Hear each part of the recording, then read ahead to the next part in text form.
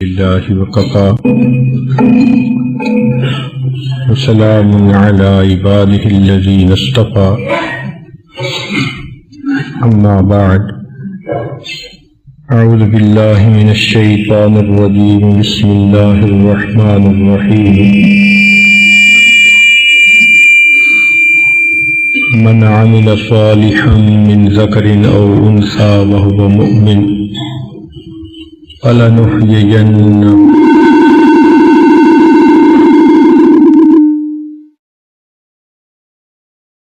سبحان ربك رب العزة عما يصفون وسلام على المرسلين والحمد لله رب العالمين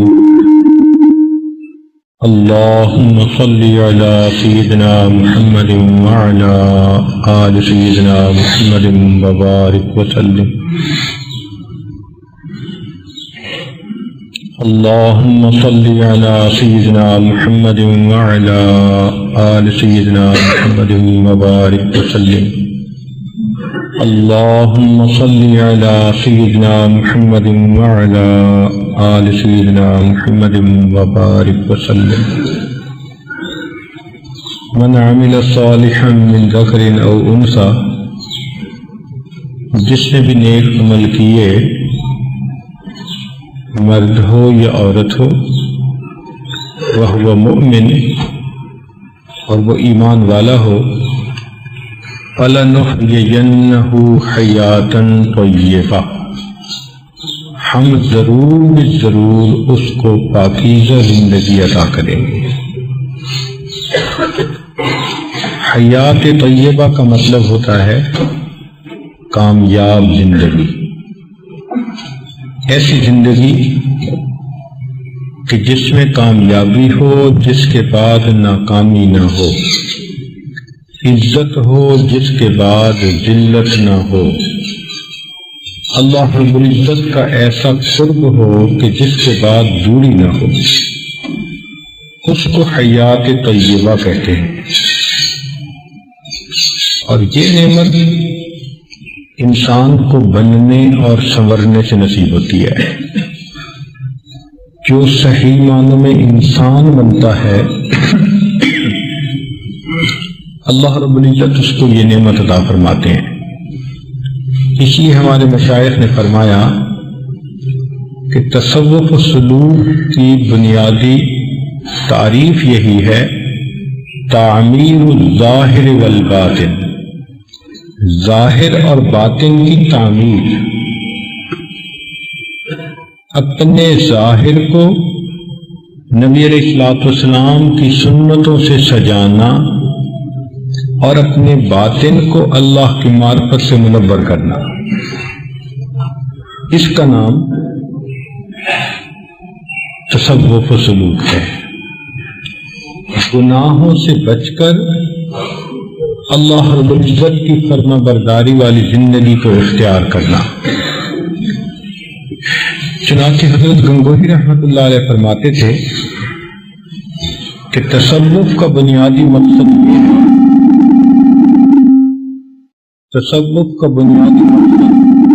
یہ ہے کہ انسان کو معاصی سے نفرت نصیب ہو جائے، گناہوں کی نفرت دل میں بیٹھ جائے۔ اور حضرت اقدس تھانوی رحمۃ اللہ علیہ فرماتے تھے کہ تصوف کا مقصود یہ ہے کہ انسان کے رگ رگ اور ریشے ریشے سے گناہوں کا کھوٹ نکل جائے، جیسے سونے کا کھوٹ پگھلا کے نکالا جاتا ہے، انسان کے من کا کھوٹ نفس کو مجاہدوں میں ڈال کے نکالا جاتا ہے۔ جب تک یہ کھوٹ نہیں نکلے گا تب تک انسان کو پاکیزہ زندگی نصیب نہیں ہوگی۔ تو گویا اخلاق ذمیمہ نکل جائیں اور اخلاق حمیدہ انسان کے اندر آ جائیں، اس کی عادتیں سنور جائیں، اس کے اندر آداب زندگی اچھے ہو جائیں، وہ اللہ تعالیٰ کے بندوں کے لیے زحمت بننے کی بجائے رحمت بن جائے۔ یہ تصوف و سلوک کا بنیادی مقصد ہے۔ گناہوں سے اس وقت تک انسان کو چھٹکارا نہیں مل سکتا جب تک کہ اس کو معیت کا استحضار نصیب نہ ہو۔ توجہ فرمائیں، اس میں ایک سمجھنے والی بات ہے۔ ایک ہے اللہ تعالی کی معیت کا علم، وہ تو ہر مومن کو ہے کہ اللہ تعالیٰ نے فرما دیا ہوا معکم اینما کنتم، وہ تمہارے ساتھ ہے تم جہاں کہیں بھی ہو۔ تو علم کی حد تک تو ہر بندے کو معلوم ہے، لیکن یہ چیز مستحضر بھی ہو جائے، ہر وقت انسان کی کیفیت ایسی ہو، اس کا حال ایسا بن جائے کہ ذہن میں ہر وقت یہ بات یاد رہے کہ میں اللہ تعالیٰ کے سامنے ہوں، وہ مجھے دیکھ پیتے ہیں، جو بھی میں عمل کر رہا ہوں اللہ رب العزت مجھے دیکھ رہے ہیں۔ یہ استحضار حاصل ہو جانا، اس کے لیے ذکر و مراقبے کی ضرورت ہوتی ہے، مشائخ کی صحبت کی ضرورت ہوتی ہے۔ جن لوگوں کو یہ کیفیت نصیب ہوتی ہے پھر ان کے لیے گناہوں سے بچنا آسان ہوتا ہے۔ ایک آدمی انگوروں کے باغ کے قریب سے جا رہا تھا، اس کا جی چاہا کہ میں کچھ انگور توڑ کے کھاؤں، مگر اسے ڈر تھا کہ باغ کا مالک کہیں آ نہ جائے، تو اس نے اپنے بیٹے کو راستے پہ کھڑا کیا کہ بیٹے یہاں کھڑا ہو، میں انگور توڑنے جاتا ہوں، اور اگر تم دیکھو کہ کوئی آ رہا ہے ہمیں دیکھ رہا ہے تو مجھے اشارہ کر دینا، آواز دے دینا، میں باغ سے نکل آؤں گا۔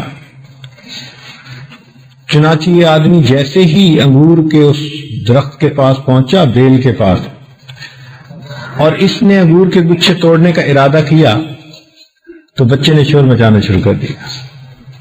اس نے کہا یا ابی احد یرانا، اے ابا جان، اے ابا جان، کوئی ہمیں دیکھتا ہے۔ تو باپ واپس آیا، جب آ کے دیکھا تو وہاں تو کوئی بندہ نہیں تھا۔ اس نے پوچھا کہ تم نے کیوں کہا کوئی ہمیں دیکھتا ہے؟ تو بیٹے نے جواب دیا کہ ابا جان، ہمیں انسانوں میں سے تو کوئی نہیں دیکھتا، لیکن انسانوں کا پروردگار تو ہمیں دیکھ رہا ہے۔ تو یہ ہوتا ہے استحضار حاصل ہو جانا، یہ بہت بڑی نعمت ہے۔ اس کیفیت کے ملنے کے بعد پھر گناہوں سے بچنا آسان ہوتا ہے۔ ایک نوجوان کسی بزرگ کی خدمت میں حاضر ہوا، کہتے ہیں حضرت آپ کہتے رہتے ہیں گناہوں سے بچو، گناہوں سے بچو، لیکن جب شہوت ہمارے سر پہ سوار ہوتی ہے تو آنکھوں پہ ایسی پٹی بندھ جاتی ہے کہ اس کو پورا کیے بغیر چین نہیں آتا۔ تو ہمیں تو آپ کی بات سمجھ نہیں آتی، آپ بتائیں کہ ہم کیسے بچیں۔ انہوں نے کہا کہ اچھا میں آپ کو یہ بات بتاؤں گا، آپ ایک کام کریں، ایک پیالہ دودھ کا ہے اور یہ بازار کے دوسرے کنارے پر الحمدللہ آپ اس دودھ کو لے جائیں اور فلاں بزرگ کو پہنچائیں، مگر شرط یہ ہے کہ اگر دودھ گر گیا تو تمہیں سزا ملے گی۔ اس نے کہا ٹھیک میں تیار۔ انہوں نے ایک اچھے طاقتور موٹے تازے آدمی کو ساتھ کر دیا اور کہا کہ راستے میں اگر دودھ گرے تو بھرے بازار میں اس کے جوتے لگانا، اور پیالے کو ذرا اچھی طرح لبریز بھر دیا۔ اب اس آدمی نے اپنے ہاتھ پہ پیالے کو رکھا، بازار میں سے چل رہا ہے، ہر لمحے اس کو یہ خطرہ ہے کہ کہیں دودھ گر نہ جائے، تو لوگوں سے بچتا بچاتا چلتا ہوا بالآخر وہ اس جگہ پر پہنچ گیا اور دودھ ان بزرگوں کو پہنچا دیا۔ خوشی خوشی واپس آیا، حضرت جو کام آپ نے ذمہ لگایا تھا وہ میں نے کر دیا۔ انہوں نے کہا بھئی کر تو دیا، یہ بتاؤ کہ آج بازار سے گزرتے ہوئے تم نے بدنظری کتنی کی؟ اس نے کہا حضرت بدنظری کا تو دھیان ہی نہیں تھا، خیال ہی نہیں تھا، مجھے تو فکر تھی کہ اگر یہ دودھ گر گیا تو بھرے بازار میں مجھے رسوائی ہوگی، شرمندگی ہوگی۔ انہوں نے کہا کہ اب تیرے لیے بات کو سمجھنا آسان کہ اللہ والوں کے دل ایمان سے لبریز ہوتے ہیں، ان کو ہر وقت یہ فکر ہوتی ہے اگر میں نے گناہ کی کوشش کی اور یہ ایمان کا پیالہ چھلک گیا تو کل قیامت کے دن اللہ تعالیٰ ساری مخلوق کے سامنے مجھے رسوا نہ فرمائے، اس وقت جوتے نہ لگے میرے، اس لیے وہ اپنے آپ کو گناہوں سے بچاتے ہیں۔ شیخ شہاب الدین سہروردی رحمۃ اللہ علیہ کے پاس ایک نوجوان آئے، شاید بہاؤالدین زکریا ملتانی رحمۃ اللہ علیہ تھے، اور تھوڑا ہی عرصہ ان کے پاس ٹھہرے اور انہوں نے اجازت خلافت دے دی۔ اب پرانے لوگ جو وہاں سالوں سے مقیم تھے ان کے دل میں یہ بات آئی کہ ہم تو اتنے عرصے سے خدمت میں لگے ہیں لیکن جو نوازش اس پر ہوئی وہ نظر ہم پر نہ پڑی۔ حضرت نے بھی پہچان لیا، چنانچہ حضرت کو ایک دن مہمان زیادہ تھے تو گوشت کی ضرورت زیادہ تھی، انہوں نے چند مرغیاں منگوائیں اور وہ جو معترضین تھے ان میں سے ہر بندے کو ایک چھری دی اور مرغی دی اور کہا کہ بھئی جاؤ اس مرغی کو ایسی جگہ ذبح کرنا جہاں دیکھتا کوئی نہ ہو۔ کوئی دیوار کے اوٹ میں اس کو ذبح کر کے لایا، کوئی درخت کی اوٹ میں ذبح کر کے لایا، سب ذبح کر کے لے آئے۔ ایک مرغی اس نوجوان کو بھی دی، یہ تھوڑی دیر کے بعد ویسے ہی واپس آ گیا، آنکھوں میں آنسو۔ پوچھا بھئی کیا ہوا؟ حضرت آپ نے ایک کام ذمہ لگایا، میں نہیں کر سکا، اس کو نہ کرنے کی وجہ کیا تھی؟ اس نے جواب دیا کہ حضرت آپ نے حکم دیا تھا کہ ایسی جگہ ذبح کروں جہاں کوئی نہ دیکھتا ہو، میں جہاں بھی جاتا تھا میرا پروردگار ہر جگہ مجھے دیکھ رہا تھا، تو مجھے کوئی ایسی جگہ ہی نہیں ملی۔ تو حضرت نے ان لوگوں کو کہا کہ دیکھو اتنے سالوں میں تمہاری وہ کیفیت استحضار کی نہ بن سکی جو اس نوجوان کی چند مہینوں میں بن گئی، تو اس کیفیت کو اپنے اندر پیدا کرنا ہے کہ لیتے بیٹھے چلتے پھرتے ہمیں یہ احساس رہے کہ ہم اللہ تعالیٰ کے سامنے، وہ پروردگار ہمیں دیکھتا ہے، ہمارا اٹھنا بیٹھنا چلنا پھرنا ہر کچھ سب کچھ اس کے سامنے ہے، بلکہ یعلم خائنۃ الاعین وما تخفی الصدور، وہ جانتا ہے آنکھوں کی خیانت کو اور جو کچھ سینوں میں چھپا ہوا ہے، چوریاں آنکھوں کی اور سینوں کے راز جانتا ہے سب کو تو اے بے نیاز، پروردگار سب جانتا ہے۔ تو یہ استحضار حاصل ہو جائے تو پھر گناہوں سے بچنا آسان ہو جائے۔ بعض مشائخ نے لکھا ہے کہ حضوری کے دو درجے ہوتے ہیں، ایک درجہ ہوتا ہے بے اختیاری، یعنی ایسی کیفیت بن جائے کہ ہر وقت بندہ اپنے آپ کو اللہ کے سامنے محسوس کرے۔ یہ اگر ہر کسی کو نصیب ہو جائے تو زندگی گزارنی مشکل ہو جائے، فرشتے چلتے ہوئے بندے کو سلام کریں، لیکن یہ کبھی کبھی کیفیت حاصل ہوتی ہے۔ ایک دوسرا درجہ ہے جس کو بالواسطہ درجہ کہتے ہیں، وہ کیا ہے کہ انسان زندگی کے جو بھی کام کرے ان کاموں میں اس کے ذہن میں یہ بات رہے کہ میرے اللہ مجھ سے کیا چاہتے ہیں،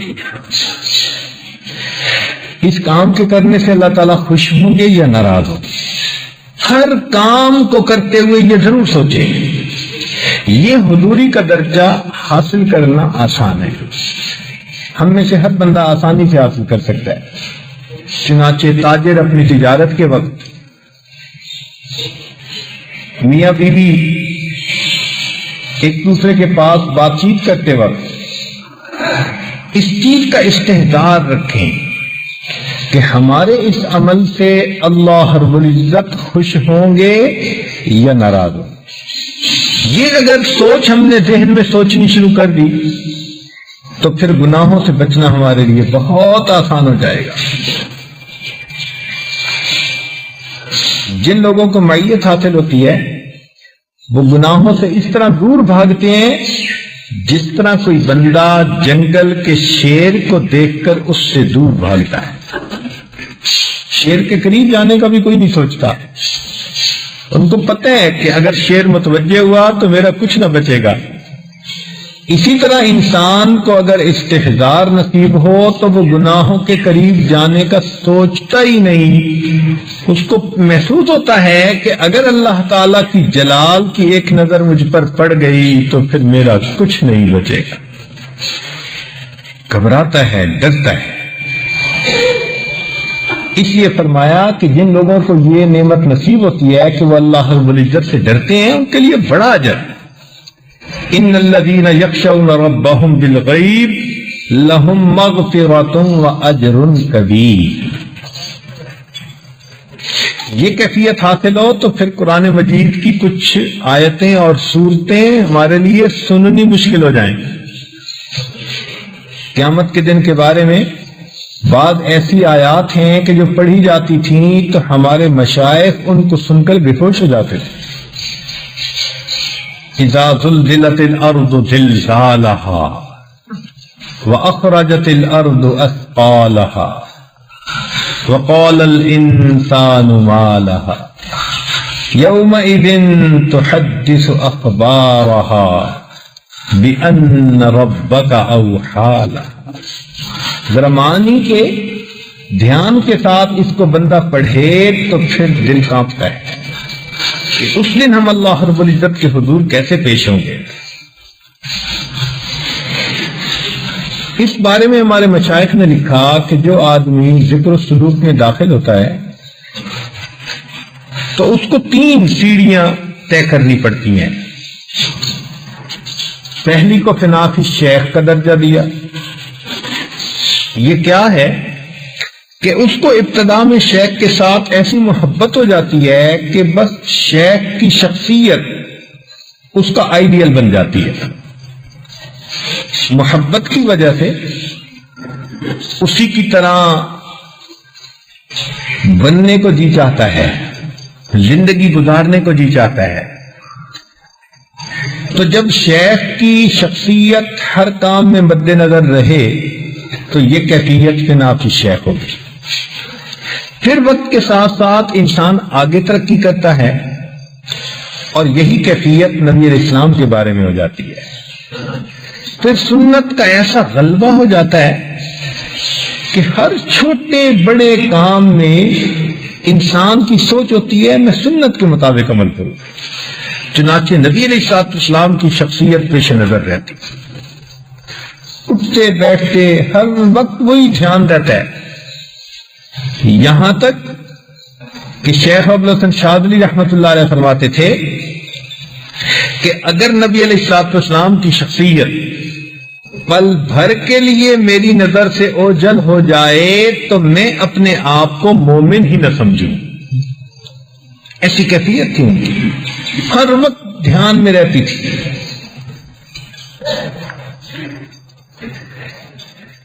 اللہ اکبر۔ اسی کیفیت میں پھر ہمارے مشائخ نے نبی علیہ السلام کی محبت میں عجیب اشعار کہے ہیں۔ خواجہ غلام فرید رحمت اللہ علیہ فرماتے ہیں، اتے میں مٹھڑی نت جان بلب ہوتے خوش وسدا وچ ملک عرب، اتے دھکڑے دھوڑے کھاندڑیاں تیرے نام تو مفت وکاندڑیاں تیری باندیاں دی میں باندڑی ہاں تیرے دردیاں کتیاں نال ادب ات میں مٹھڑی نت جان بلب ہوتے خوش وسدا وچ ملک عرب۔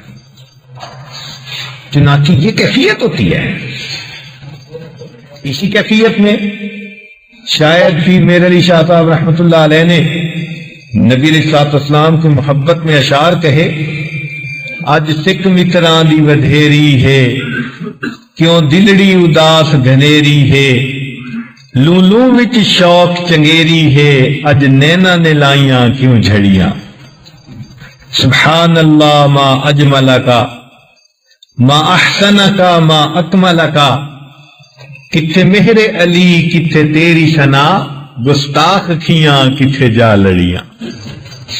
تو بندے کی ایک کیفیت ہوتی ہے، پھر انسان قدم آگے بڑھاتا ہے اور اس کی یہی کیفیت اللہ رب العزت کے بارے میں ہو جاتی ہے کہ ہر وقت اللہ تعالیٰ کا دھیان اس کے پیش نظر، چلتے پھرتے لیٹے بیٹھے ہر وقت ہر آن اللہ رب العزت کا رہتا ہے دھیان۔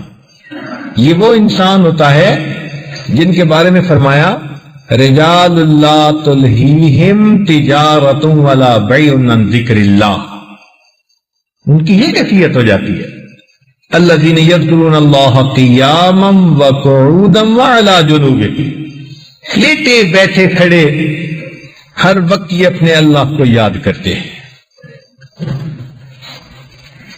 تو اس کو فنا فی اللہ کی کیفیت کہتے ہیں۔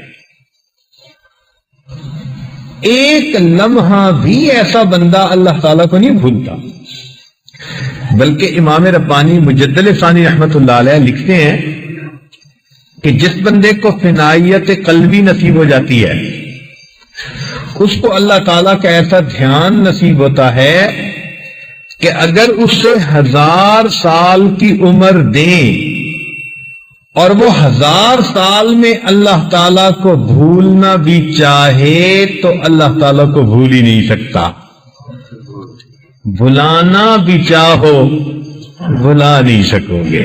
کیفیت ایسی ہو جاتی ہے۔ بعض اوقات دل کا تعلق ہوتا ہے نا ایسے کہ انسان کچھ چیزیں بھولنا چاہتا ہے بھولتا ہی نہیں۔ کہنے والے شاعر نے کہا روز کہتا ہوں بھول جاؤں انہیں، روز کہتا ہوں بھول جاؤں انہیں، روز یہ بات بھول جاتا ہوں۔ تو بندہ بھلانا بھی چاہتے ہیں تو نہیں بھلا سکتا۔ اللہ رب العزت کی یاد اس طرح انسان کے من میں اتر جاتی ہے۔ اس کیفیت کو پانے کے ہم اور آپ سب کے سب متلاشی ہیں، متمنی ہیں۔ اسی مقصد کے لیے آج یہاں مل کر بیٹھے ہوئے ہیں کہ اے اللہ ہمیں آپ کی ایسی یاد نصیب ہو جائے کہ زندگی کا ایک لمحہ بھی ہمارا غفلت میں نہ گزرے۔ چونکہ مشائخ نے فرمایا جو دم غافل سو دم کافر، کہ یوں سمجھو کہ جو لمحہ اللہ رب العزت سے غفلت میں گزر گیا گویا کہ وہ لمحہ کفر کی حالت میں گزر گیا۔ تو ایک لمحہ بھی انسان اللہ رب العزت سے غافل تھا۔ ہمارے اکابرین کو یہ نعمتیں نصیب تھیں، آج ہم بھی اللہ رب العزت سے انہی نعمتوں کو مانگنے کے لیے اکٹھے ہیں اور دعا کرتے ہیں کہ اللہ ان اکابر کی اخلاص اور ان کی حضوری کا ایک ذرہ ہم فقیروں کو صدقہ سمجھ کر ہی عطا فرما دیجیے۔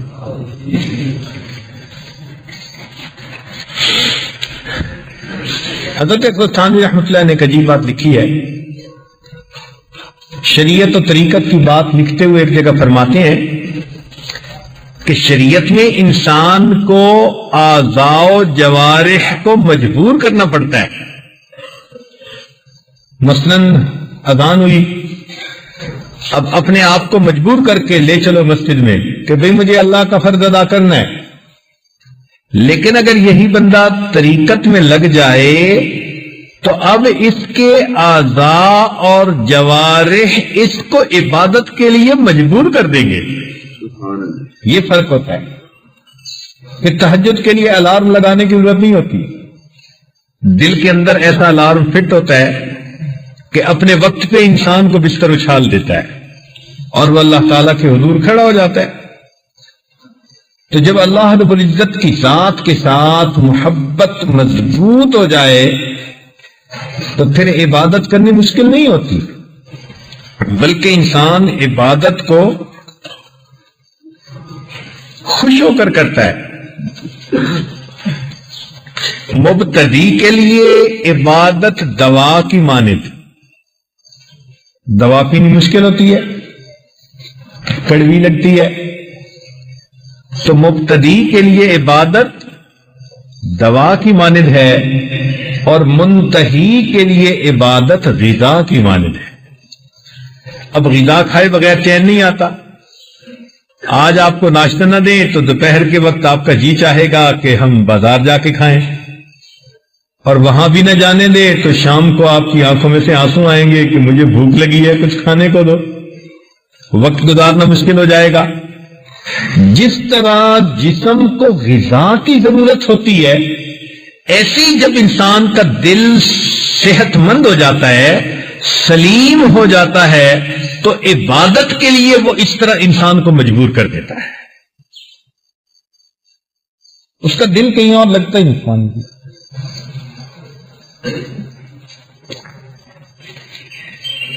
اور یہ پوری زندگی کا کام، یہ کوئی ہفتے مہینوں کی بات نہیں ہے. پوری زندگی انسان سلوک طے کرتا رہے تو بھی اپنی منزل پر نہیں پہنچ پاتا. یہ تمام نہیں ہوتا، ناتمام ہی رہتا ہے. اللہ اکبر. اے برتر از قیاس و خیال و وہم و گما، وز ہرچ گفتہ ایم نوشتیم خاندہ ایم، منزل تمام گشت بپایا رسید عمر، ما ہم چنا درول وصفے تو ماندہ ایم. اے خیال، گمان اور وہم سے بھی بالا تر ہستی، یعنی اللہ رب العزت، جو کچھ کہا گیا، لکھا گیا یا پڑھا گیا، تیری شان اس سب سے بلند تر ہے. اور منزل آ گئی، عمر مکمل ہو گئی، لیکن ہم تو ابھی تک تیری صفات میں سے ایک صفت کے اندر ہی گھومتے رہے، ایک صفت کا بھی حق ادا نہ کر سکے. تو اللہ رب العزت تو ایسی ذات ہے. تو حیات طیبہ کا مطلب یہ ہوتا ہے کہ انسان کو ایسی زندگی مل جائے جو گناہوں کی الائی سے پاک ہو جائے اور اللہ رب العزت کی رضا والی زندگی بن جائے. اللہ رب العزت بڑے کریم ہے. بندہ جب اللہ تعالیٰ کی رضا کے لیے ایسا عمل کرتا ہے تو وہ بڑے مہربان ہوتے ہیں. آپ بندہ نوازی کی انتہا دیکھیے کہ اللہ رب العزت ارشاد فرماتے ہیں وَمَن يَعْمَلْ مِنَ الصَّالِحَاتِ وَهُوَ مُؤْمِنٌ، اور جو کوئی بھی نیک عمل کرے، ایمان والا ہو، فَلَا كُفْرَانَ لِسَعْيِهِ، اس کی کوشش کو ٹھکرایا نہیں جائے گا، وَإِنَّا لَهُ كَاتِبُونَ، اور ہم اس کے ان عملوں کو لکھیں گے. اب ذرا توجہ کیجیے، وقت کا بادشاہ ہو نا تو وہ اپنے کلرکوں کے ذمہ لگاتا ہے کہ تم حساب کتاب رکھو، لکھو ان چیزوں کو. وہ خود نہیں لکھتا. اللہ تعالیٰ کے بھی فرشتے ہیں، منشی کا کام کرنے کے لیے ہر بندے کے ساتھ لگے ہوئے ہیں. مگر اللہ تعالیٰ کی قدردانی کا اندازہ لگائیں کہ لکھنے کے عمل کی نسبت اللہ تعالیٰ اپنی طرف کر رہے ہیں. اے میرے بندے، تم جو عمل کر رہے ہو وَإِنَّا لَهُ كَاتِبُونَ، ہم ان عملوں کو لکھواتے ہیں. اللہ اکبر. یہ بندے کے لیے قدردانی کی انتہا ہے کہ اللہ رب العزت نسبت اپنی طرف فرمائے اس کام کی جو منشیوں اور کلرکوں کا کام ہوتا ہے۔ اے میرے بندے، ہم تیرا ریکارڈ رکھوا رہے ہیں، ہم تمہارے اعمال کو لکھ رہے ہیں۔ تو اللہ تعالیٰ تو اتنے مہربان ہے، تو ہمیں چاہیے کہ ہم زیادہ سے زیادہ نیک اعمال کریں تاکہ اللہ تعالیٰ کو راضی کر لے۔ اس لیے فرمایا یتقرب الی عبدی بالنوافل، کہ میرا بندہ نوافل کے ذریعے میرا قرب پا لیتا ہے۔ طالب علم کے ذہن میں سوال پیدا ہوتا ہے کہ فرائض سے قرب کیوں نہیں ملتا؟ بھئی فرائض سے بھی ملتا ہے، فرائض کے ساتھ جو نوافل بھی پڑھے اس کو اور زیادہ قرب ملتا ہے۔ اس کی مثال ایسے لکھی کہ ایک ملازم ہے جو روزانہ 8 گھنٹے ڈیوٹی کرتا ہے، اگر 8 گھنٹے وہ کرے اور ٹھیک کرے تو بھی اچھا لگتا ہے، لیکن 8 گھنٹے کے بعد اپنے ذاتی وقت میں بھی اگر کوئی کام کر رہا ہو پھر بہت پیارا لگتا ہے۔ تو نوافل پڑھنے والے کی مثال ایسے ہی ہے کہ اس نے اپنے ذاتی وقت میں سے اللہ کی عبادت کے لیے وقت نکالا، اب اللہ تعالیٰ کو زیادہ پیارا لگتا ہے۔ اب آپ کا گھر میں چپڑاسی ہو اور آتے ہوئے کبھی شہد لے کے آئے، اور یہ ایک جگہ اچھا شہد مل رہا تھا تو میں نے سوچا آپ کی ضرورت ہے تو میں آپ کے لیے لے آیا ہوں، تو اس چپڑاسی کے ساتھ آپ کا پھر دوستانہ تعلق ہو جائے گا۔ آپ کہیں گے کہ ہاں بھائی یہ میری ضرورت کا خیال رکھتا ہے، کام اس نے چھوٹا سا کیا مگر آپ کے دل میں اس نے اپنی جگہ بنا دی۔ اسی طرح نوافل پڑھنے والا اگرچہ عمل مختصر کر رہا ہوتا ہے مگر اللہ رب العزت کے ہاں وہ بڑا مقام پا لیتا ہے۔ آج کل کے نوجوانوں کو تو فرض نمازوں میں جو نوافل ہیں وہ بھی پڑھنے بوجھ نظر آتی ہیں۔ جیسے ایک آدمی کو بخار ہو، اس کے لیے اٹھنا مشکل، چلنا مشکل، بوجھ اٹھانا مشکل، دوڑنا مشکل، اس لیے کہ بیمار جو ہے۔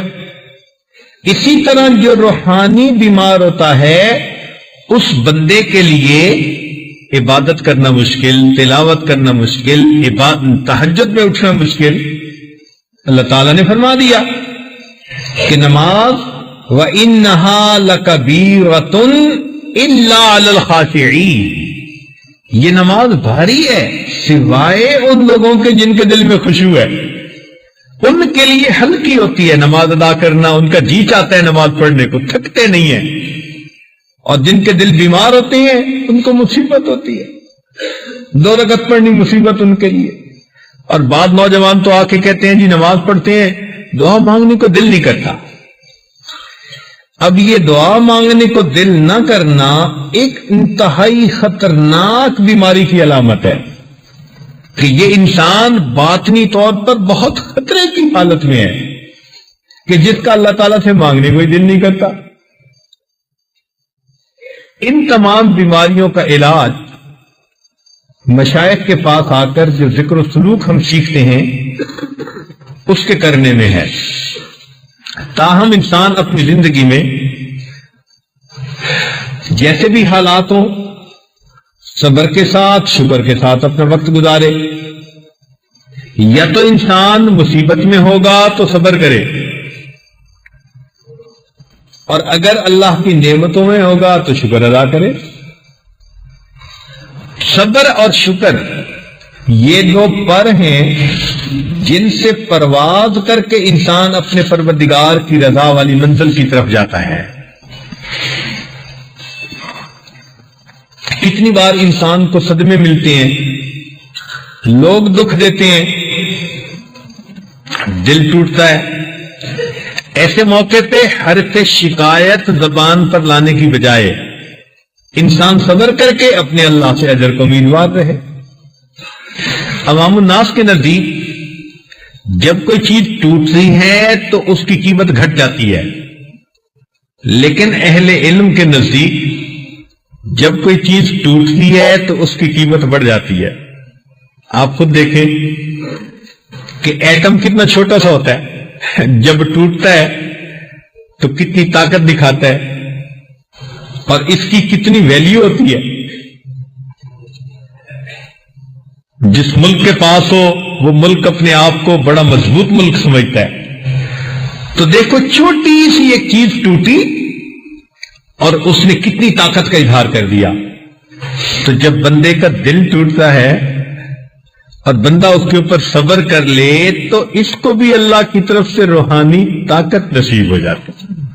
تو بچا بچا کے نہ رکھ اسے، تیرا آئینہ ہے وہ آئینہ کہ شکستہ ہو تو عزیز تر ہے نگاہ آئینہ ساز میں.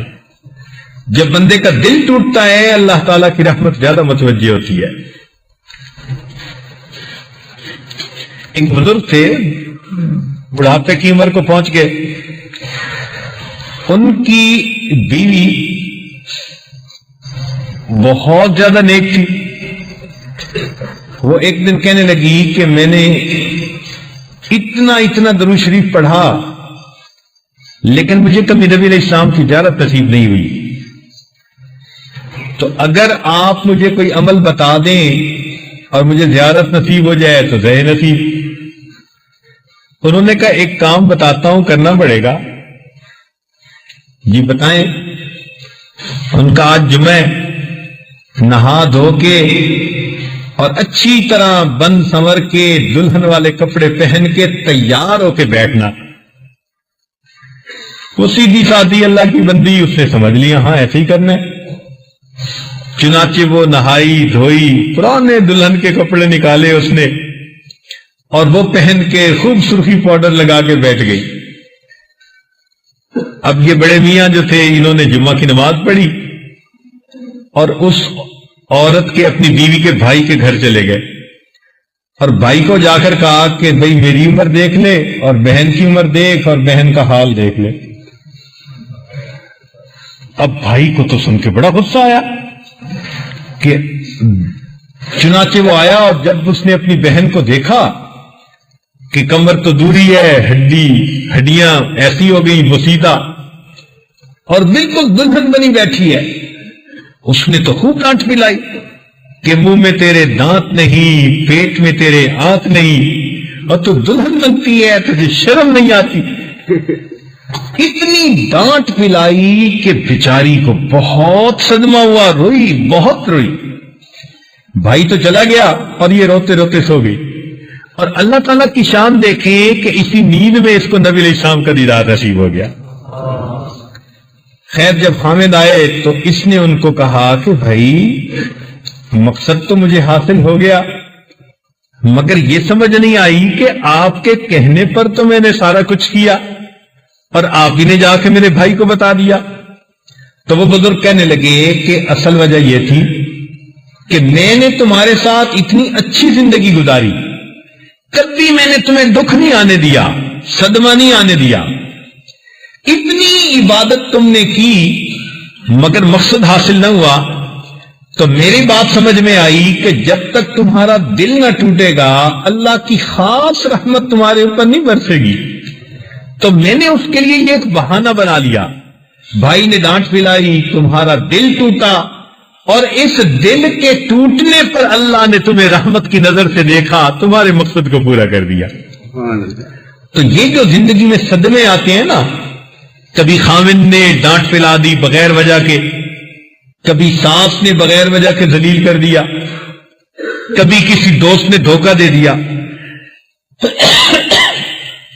اس قسم کے جتنے معاملات ہوتے ہیں جو انسان کے دل کو توڑتے ہیں، اگر اس وقت صبر کر لیا جائے تو اللہ رب العزت کی خاص رحمت کی نظر بندے پر پڑتی ہے. اور اگر انسان اللہ تعالیٰ کی نعمتوں میں ہے تو اللہ کا شکر ادا کرے، اور نعمتوں کی تو کوئی انتہا ہی نہیں. ایک صاحب تھے اپنے شیخ کو لکھتے تو وہ فرماتے تم اللہ کا شکر ادا کرو، حتیٰ کہ بجائے اس کے کہ اللہ کی نعمتیں ملتی، حالات اچھے ہوتے، حالات برے ہونے شروع ہو گئے، پھر بھی ان کے شیخ کہتے ہیں اللہ کا شکر ادا کرو.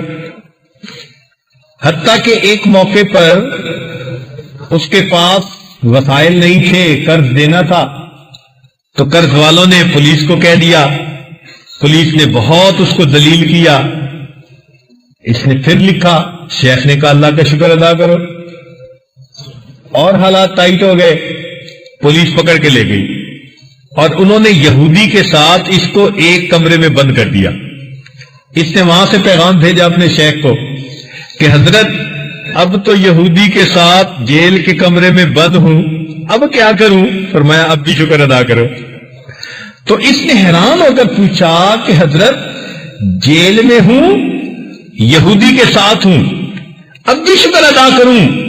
شیخ نے جواب میں لکھا کہ ہاں شکر ادا کرو، اللہ تعالیٰ اس پر قادر ہے تم سے ہدایت لے کر اس کافر کو دے دے اور اس کا کفر تمہارے اندر ڈال دے۔ اللہ نے ابھی بھی تمہیں ہدایت پر رکھا، تم اس پر اللہ کا شکر ادا کرو۔ تو ہم تو اللہ تعالیٰ کا شکر واقعی کبھی ادا کر ہی نہیں سکتے، جتنا شکر ادا کرے اتنا تھوڑا ہے۔ تو ہر بندے کو چاہیے کہ اللہ رب العزت کا جتنا شکر ادا کرے اتنا تھوڑا ہے۔ آج نیکی بہت سستی ہے، بہت آسان ہے۔ آپ دیکھیں انسان قرآن پاک کی تلاوت کرتا ہے تو ہر حرف کے پڑھنے پر اس کو 10 نیکیاں ملتی ہیں۔ اب عام حالات میں فرعون کا لفظ کہیں، شیطان کا لفظ کہیں، قارون کا لفظ کہیں تو یہ اللہ کے ناپسندیدہ لوگ تھے جن کے نام ہیں، لیکن اگر انہی ناموں کو قرآن پاک میں پڑھے، ان قارون من قوم موسیٰ، فرعون کا لفظ پڑھے، شیطان کا لفظ پڑھے تو ہر لفظ کے پڑھنے پر 50 نیکیاں ملے گی۔ ذرا اندازہ لگائیے، جو اللہ تعالیٰ کے دشمن ہیں اس بدبخت شیطان کا نام اگر قرآن میں لکھا کہیں آیا تو اس نام کے پڑھنے پر بھی اللہ تعالیٰ 50 نیکیاں، چونکہ فرعون کے 5 حرف بنے، قارون کے 5 حرف بنے، شیطان کے 5 حرف بنے، تو ہر نام کے پڑھنے پر اللہ تعالیٰ کی طرف سے 50 نیکیاں۔ اللہ اکبر۔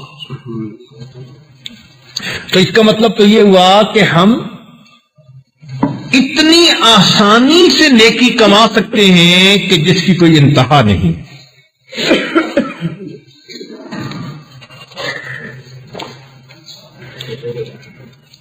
اس لیے اپنے وقت کو زیادہ سے زیادہ نیک کاموں کے اندر گزاریے تاکہ زندگی میں نیکیوں کے انبار لگ جائیں۔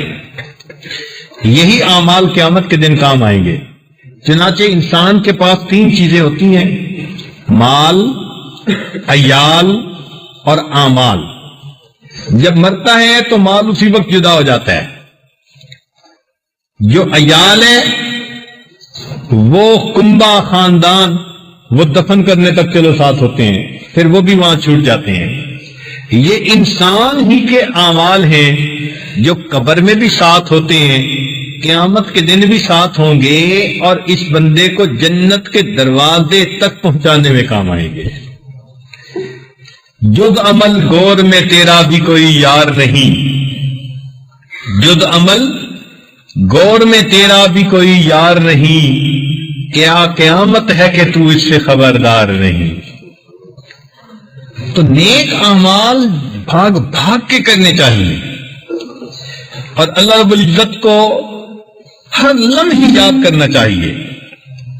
یاد تیری اے خدائے لم یزل، ہے یہ میری زندگی کا ما حصل، نام تیرا میرے دل کی ہے دوا، ذکر تیرا روح کی میرے دوا، تو ہی ہے مقصود تو ہی مدعا، جان و دل کرتا ہوں میں تجھ پر فدا، کر قبول عاجز کی اپنے یہ دعا، یا الہی مجھ کو تو اپنا بنا۔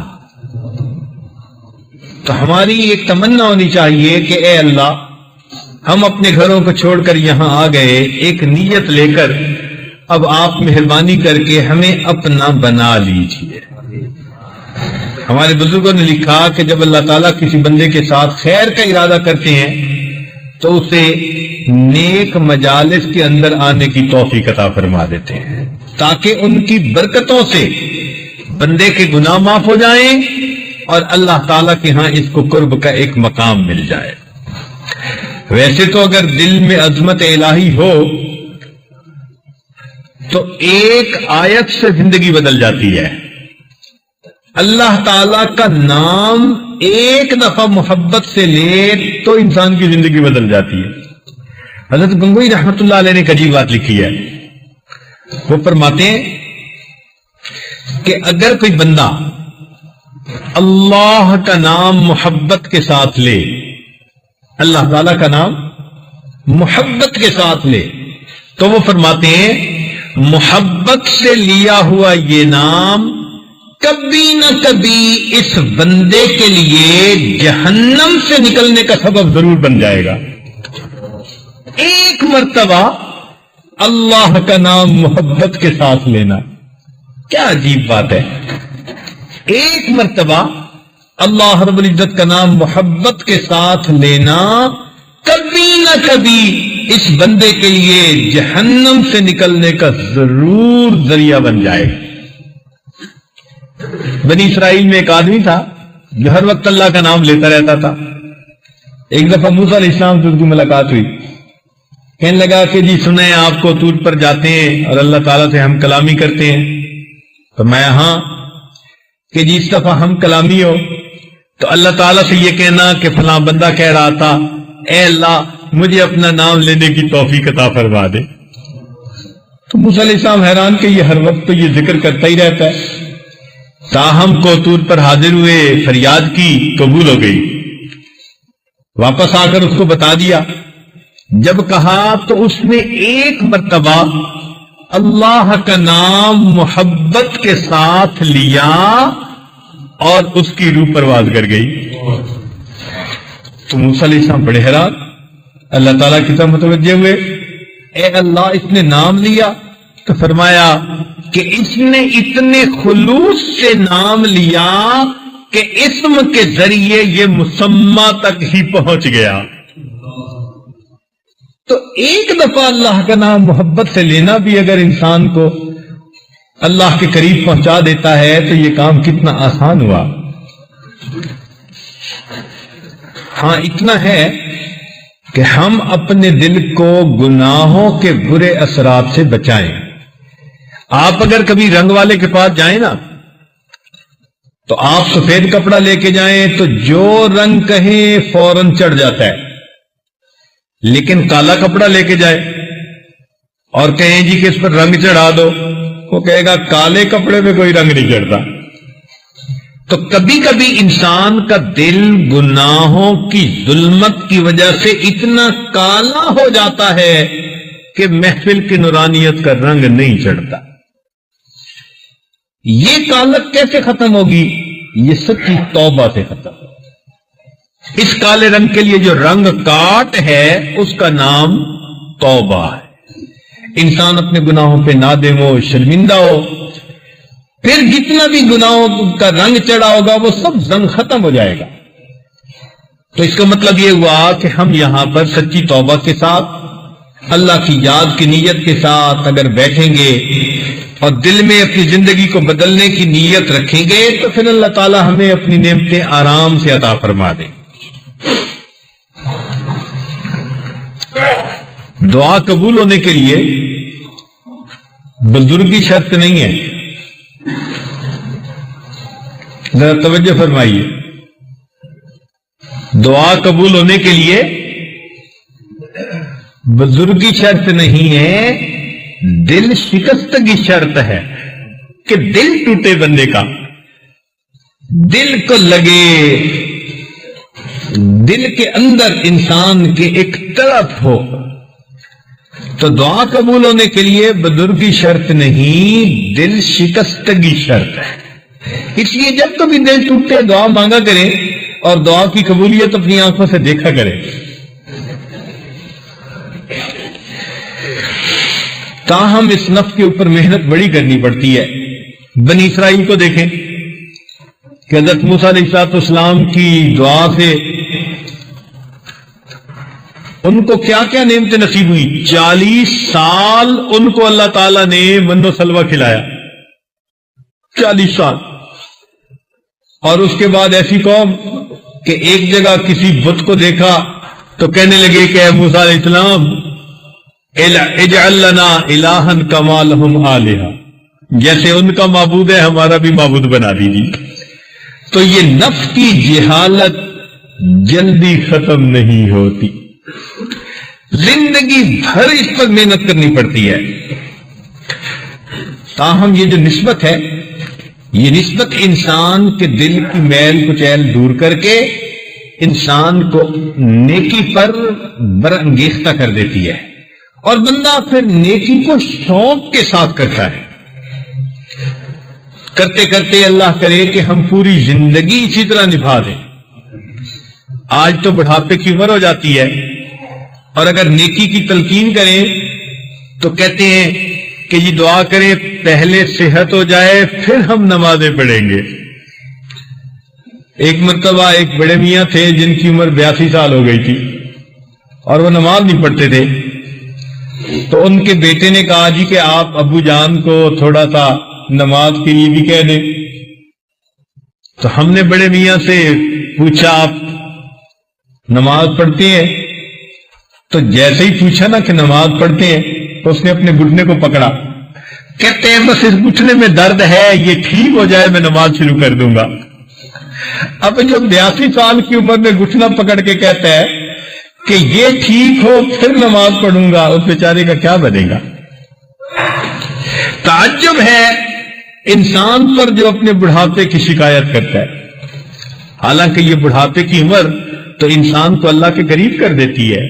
یہ اس بات کی دلیل ہوتی ہے کہ اب ہماری دنیا کی یہ جو مدت تھی یہ کٹ گئی اور اللہ سے وصل کا وقت آنے والا ہو گیا. لیکن چونکہ دنیا میں انسان اتنا زیادہ مصروف ہو جاتا ہے اس کا یہاں سے جانے کو دل ہی نہیں چاہتا. حضرت عمر رضی اللہ تعالیٰ عنہ نے ایک صاحب کو 3 نصیحتیں فرمائیں. 3 نصیحتیں بہت ہی زیادہ فائدے مند ہیں. ایک بات فرمائی، لا تهلك الناس عن نفسك فإن الأمر يسير إليك دونهم، کہ لوگ تجھے تیری ذات سے غافل نہ کر دیں اس لیے کہ معاملہ تیری طرف لوٹایا جائے گا ان کی طرف نہیں، یعنی پوچھ گچھ تجھ سے ہوگی. اگر ہم گناہ کر بیٹھیں گے، نیکی چھوڑ دیں گے، تو یہ کوئی نہیں پوچھے گا کہ تجھے نیکی سے روکا کس نے تھا. کہیں گے تو رکا کیوں تھا، ہم سے پوچھیں گے. تو فرمایا کہ لوگ تجھے تیری ذات سے غافل نہ کر دیں. اور آج یہی ہے، ہم بہانے بناتے ہیں، بیوی بہانے بناتی ہے، اور جی میاں ٹی وی دیکھتا ہے اور مجھے اس کے پاس بیٹھنا پڑتا ہے دیکھنے کے لیے. خامد بہانے بناتا ہے، اور جی بیوی گھر میں ٹی وی چلاتی ہے اور بچے دیکھتے ہیں مجھے گھر میں لانا پڑتا ہے. ایک بچہ کہتا ہے اور جی گھر میں چونکہ گانوں کی آوازیں آتی ہیں تو مجھے بھی سننے پڑتے ہیں. ہم بندوں کے سامنے تو یہ عذر کر سکتے ہیں، اللہ تعالیٰ کے سامنے کوئی عذر نہیں ہے. یا ہم کہہ دیتے ہیں اور جی بس دوستوں نے مجبور کر دیا تھا. اللہ تعالیٰ کے ہاں یہ کوئی عذر نہیں کہ تم نے دوستوں کی وجہ سے مجبور ہو کے یہ گناہ کیوں کیا. کئی دفعہ ہم نے دیکھا کاروبار والے، فیکٹریوں والے، دکاندار کیا کریں، حضرت وقت ہی نہیں ملتا. بھئی اللہ تعالیٰ کے ہاں یہ کوئی عذر نہیں ہے کہ وقت ہی نہیں ملتا. پوری زندگی عبادت کے لیے دی، یہ تو ہم نے اپنی مصروفیتیں بڑھا لی ہے نا.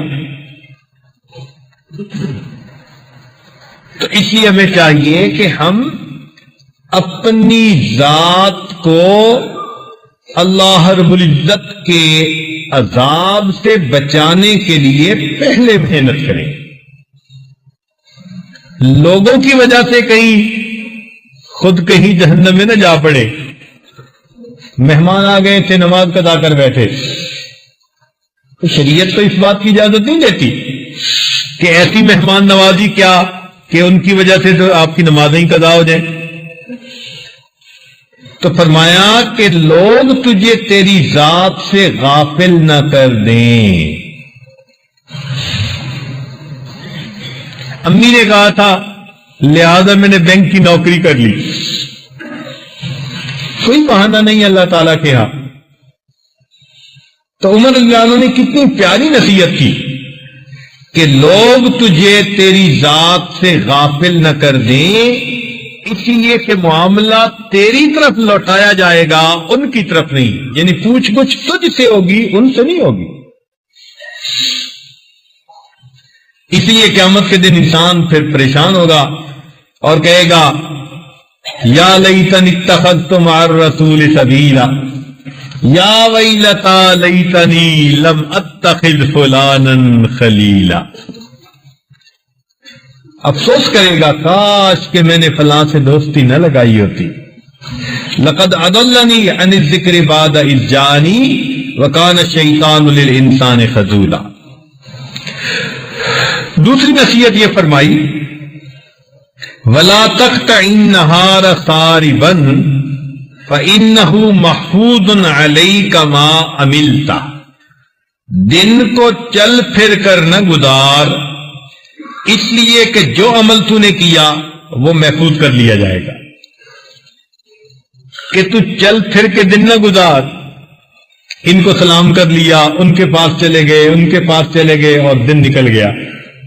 فرمایا دن کو چل پھر کے نہ گزار، اس لیے کہ جو عمل تو کرتا ہے وہ تیرا عمل اللہ کے ہاں محفوظ کر لیا جاتا ہے. اللہ تعالیٰ فرماتے ہیں احصاہ اللہ ونسوہ، اللہ نے ان کے اعمال محفوظ کر لیے اور وہ اس بات کو بھول گئے. آج کل تو حالت یہ ہے کہ انسان جو گناہ کر کے بھول جاتا ہے نا تو خود بخود سمجھنے لگ جاتا ہے کہ میرا وہ گناہ معاف ہو گیا. وہ معاف تو نہیں ہوا ہوتا، معاف تو ہوگا توبہ سے. ہم بھول گئے، ہم سمجھتے ہیں گناہ ہی معاف ہو گیا، حالانکہ گناہ تو نام اعمال میں موجود ہوتا ہے. تو فرمایا کہ چل پھر کے دن نہ گزار، اس لیے کہ جو عمل تو نے کیا وہ عمل محفوظ کر لیا جائے گا. اس لیے قیامت کے دن انسان کے سارے بھید کھولے جائیں گے. یوم تبلی السرائر، فرمایا کہ قیامت کے دن وہ دن ہے جب کہ انسان کے بھید کھول دیے جائیں گے. چنانچہ حدیث پاک میں آتا ہے نیکی پرانی نہیں ہوگی، گناہ بھلایا نہیں جائے گا. توجہ سے بات سنیے، نیکی پرانی نہیں ہوگی، گناہ بھلایا نہیں جائے گا، بدلہ دینے والا پروردگار کبھی فنا نہیں ہوگا. اب جو دل میں آئے سو وہ کر. نیکی پرانی نہیں ہوگی، گناہ بھلایا نہیں جائے گا اور بدلہ دینے والا پروردگار کبھی فنا نہیں ہوگا.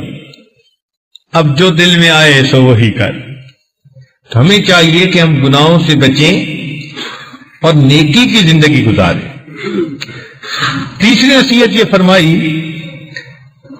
کہ وَإِذَا أَسَأْتَ فَأَحْسِنْ فَإِنِّي لَا أَرَى شَيْئًا أَشَدُّ طَلَبًا وَلَا أَسْرَعُ دَرَكَةً مِنْ حَسَنَةٍ حَدِيثَةٍ لِذَنْبٍ قَدِيمٍ. کہ جب تو گناہ کر بیٹھے تو پھر فوراً نیکی کر، اس لیے کہ میں نے اس نیکی سے زیادہ سختی کے ساتھ اور تیزی کے ساتھ اس گناہ کو تلاش کرنے والی کوئی اور چیز نہیں دیکھی. تو جب انسان گناہ کرتا ہے اور اس کے بعد نیکی کرتا ہے تو یہ نیکی اس کو سختی سے تیزی کے ساتھ ڈھونڈتی ہے اور گناہ کی ظلمت کو دل سے مٹا دیتی ہے. اب ذرا توجہ فرمائیں کہ نیکی کیسے گناہ کو مٹا دیتی ہے. اس لیے کہ بندے نے گناہ کیا تو گناہ تو ہوا ایک اور اس کے بدلے میں ایک نیکی کی. اور نیکی کے بارے میں اللہ تعالیٰ کے ہاں اصول ہے من جاء بالحسنۃ فلہ عشر امثالھا، جو ایک نیکی لائے گا تو اس کے بدلے 10 نیکیاں. تو نیکی کی طاقت کو اللہ 10 گنا بڑھا دیتے ہیں، گناہ کی طاقت وہی رہتی ہے. اس لیے ایک نیکی زیادہ طاقتور ہونے کی وجہ سے اس گناہ کو گرا دیتی ہے اور اس کے اثر کو مٹا دیتی ہے. تو اگر گناہ سرزد ہو جائے تو اس کا بہترین حل یہ ہے کہ انسان فوراً نیکی کرے، بلکہ جیسا گناہ کرتا تھا توبہ کر کے اسی جن سے عمل کی نیکی کرے. مثال کے طور پر بدنظری کرتا تھا، آنکھوں کا غلط استعمال، اب ان آنکھوں سے اللہ والوں کے چہرے کو دیکھے، ماں باپ کے چہرے پر محبت کی نظر ڈالے تاکہ آنکھوں کا صحیح استعمال ہو، بیت اللہ شریف کو دیکھے. ان چیزوں کو دیکھنے سے نیکی ملتی ہے. اگر یہ آدمی غیبت کرتا تھا اپنی زبان سے، اب لوگوں کو اللہ تعالیٰ کے دین کی دعوت دے تاکہ زبان صحیح کام کے لیے استعمال ہو. اگر گانے بہت سنے، اب اللہ کا قرآن خوب سنے تاکہ اس کی مکافات ہو جائے. اگر کسی نے بدکاری کی یا کرتا تھا تو اب اس کو چاہیے کہ غریبوں کی جو بیٹیاں ہیں ان کی نکاح کے لیے تعاون کرے تاکہ وہ پاک دامنی کی زندگی گزار سکیں.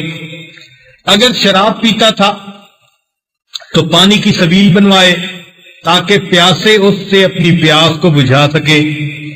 اگر لوگوں کے دل دکھاتا تھا تو چاہیے کہ اب خدمت کرے تاکہ ان کے دل خوش ہوں اور ان کی دعائیں پائے. اگر پہلے جھوٹ بولتا تھا اب اس کے بدلے میں سچ بولے. اگر اسراف کرتا تھا اب توبہ کر کے اللہ کے راستے میں صدقہ زیادہ کرے. تو جن سے عمل کو زیادہ کرے گا تو گناہوں کے اثرات جلدی انسان کے اندر سے مٹ جائیں گے.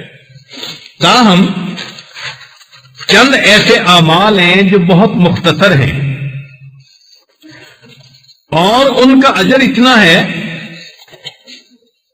کہ جس سے انسان کے گناہ مٹ جاتے ہیں اور فرشتے نیکیاں لکھ لکھ کر تھک جاتے ہیں. فرشتے نیکیاں لکھ لکھ کر تھک جاتے ہیں. وہ چند اعمال ہم ہر وقت کرتے رہیں، ہر وقت کیے جا سکتے ہیں، بہت آسان ہے، اس لیے بتائے جا رہے ہیں کہ تاکہ ہم اپنی عادت بنا لیں. مثال کے طور پر ایک ہے استغفار کثرت کے ساتھ پڑھنا، یعنی ایک تو ہے استغفر اللہ ربی من کل ذنب واتوب الیہ، یہ تو ایک پوری یعنی ایک فکرہ ہوا نا جس میں استغفار کیا گیا. لیکن اگر کوئی زبان سے فقط استغفر اللہ بھی کہہ دے گا تو یہ بھی کافی ہو جائے گا. تو استغفر اللہ کہنا کون سا مشکل ہے بھائی؟ ہم بیٹھے ہوئے اپنے فارغ وقت میں استغفر اللہ پڑھ سکتے ہیں.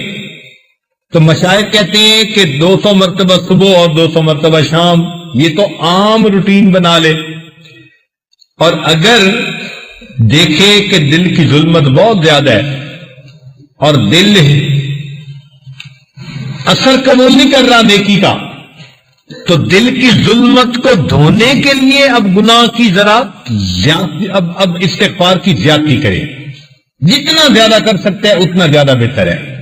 استغفر اللہ وقتاً فقتاً پڑھتا رہے، اپنی زبان پہ رکھے اس کو.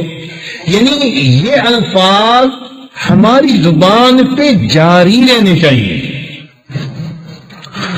اکثر و بیشتر ہم ان کو استعمال کرتے رہے اپنی گفتگو میں. جب ہم ان کو گفتگو کا حصہ بنا لیں گے تو پھر ہمارے لیے یہ نیکی آسان ہو جائے گی. استغفار کثرت کے ساتھ کرنا. چنانچہ اللہ تعالیٰ فرماتے ہیں کہ ما کان اللہ لیعذبہم وانت فیہم، اے محبوب اللہ تعالیٰ ان کو کیوں عذاب دے گا؟ عذاب دے کر کیا کرے گا؟ جب تک کہ آپ ان کے اندر موجود ہیں اللہ ان کو عذاب ہرگز نہیں دے گا.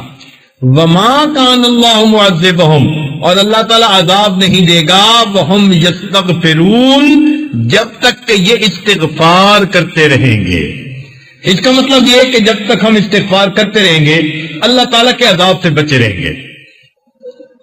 نہ شکلیں مسخ ہوں گی، نہ ذلت ملے گی، نہ رزق کم ہوگا، کوئی ایسا عذاب نہیں آئے گا جب تک ہم استغفار کرتے رہیں گے.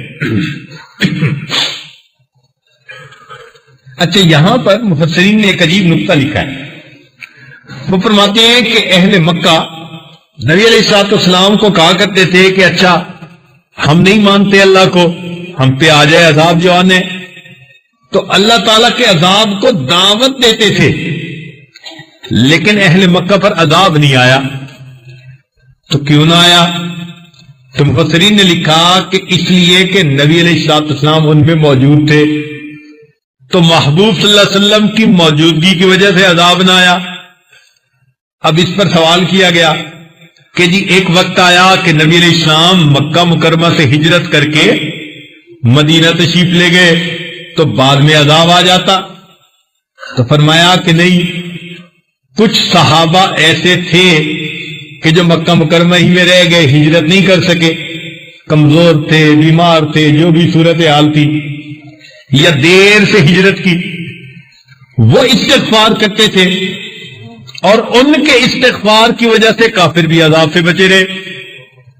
تو پھر ایک اور سوال کیا گیا کہ جی اچھا دیر سویر کے بعد ایک وقت تو ایسا آ گیا تھا کہ کلمہ گو تقریباً سارے کے سارے مدینہ کی طرف چلے گئے تھے اور پیچھے کوئی بھی نہیں رہا تھا، کافر رہ گئے تھے.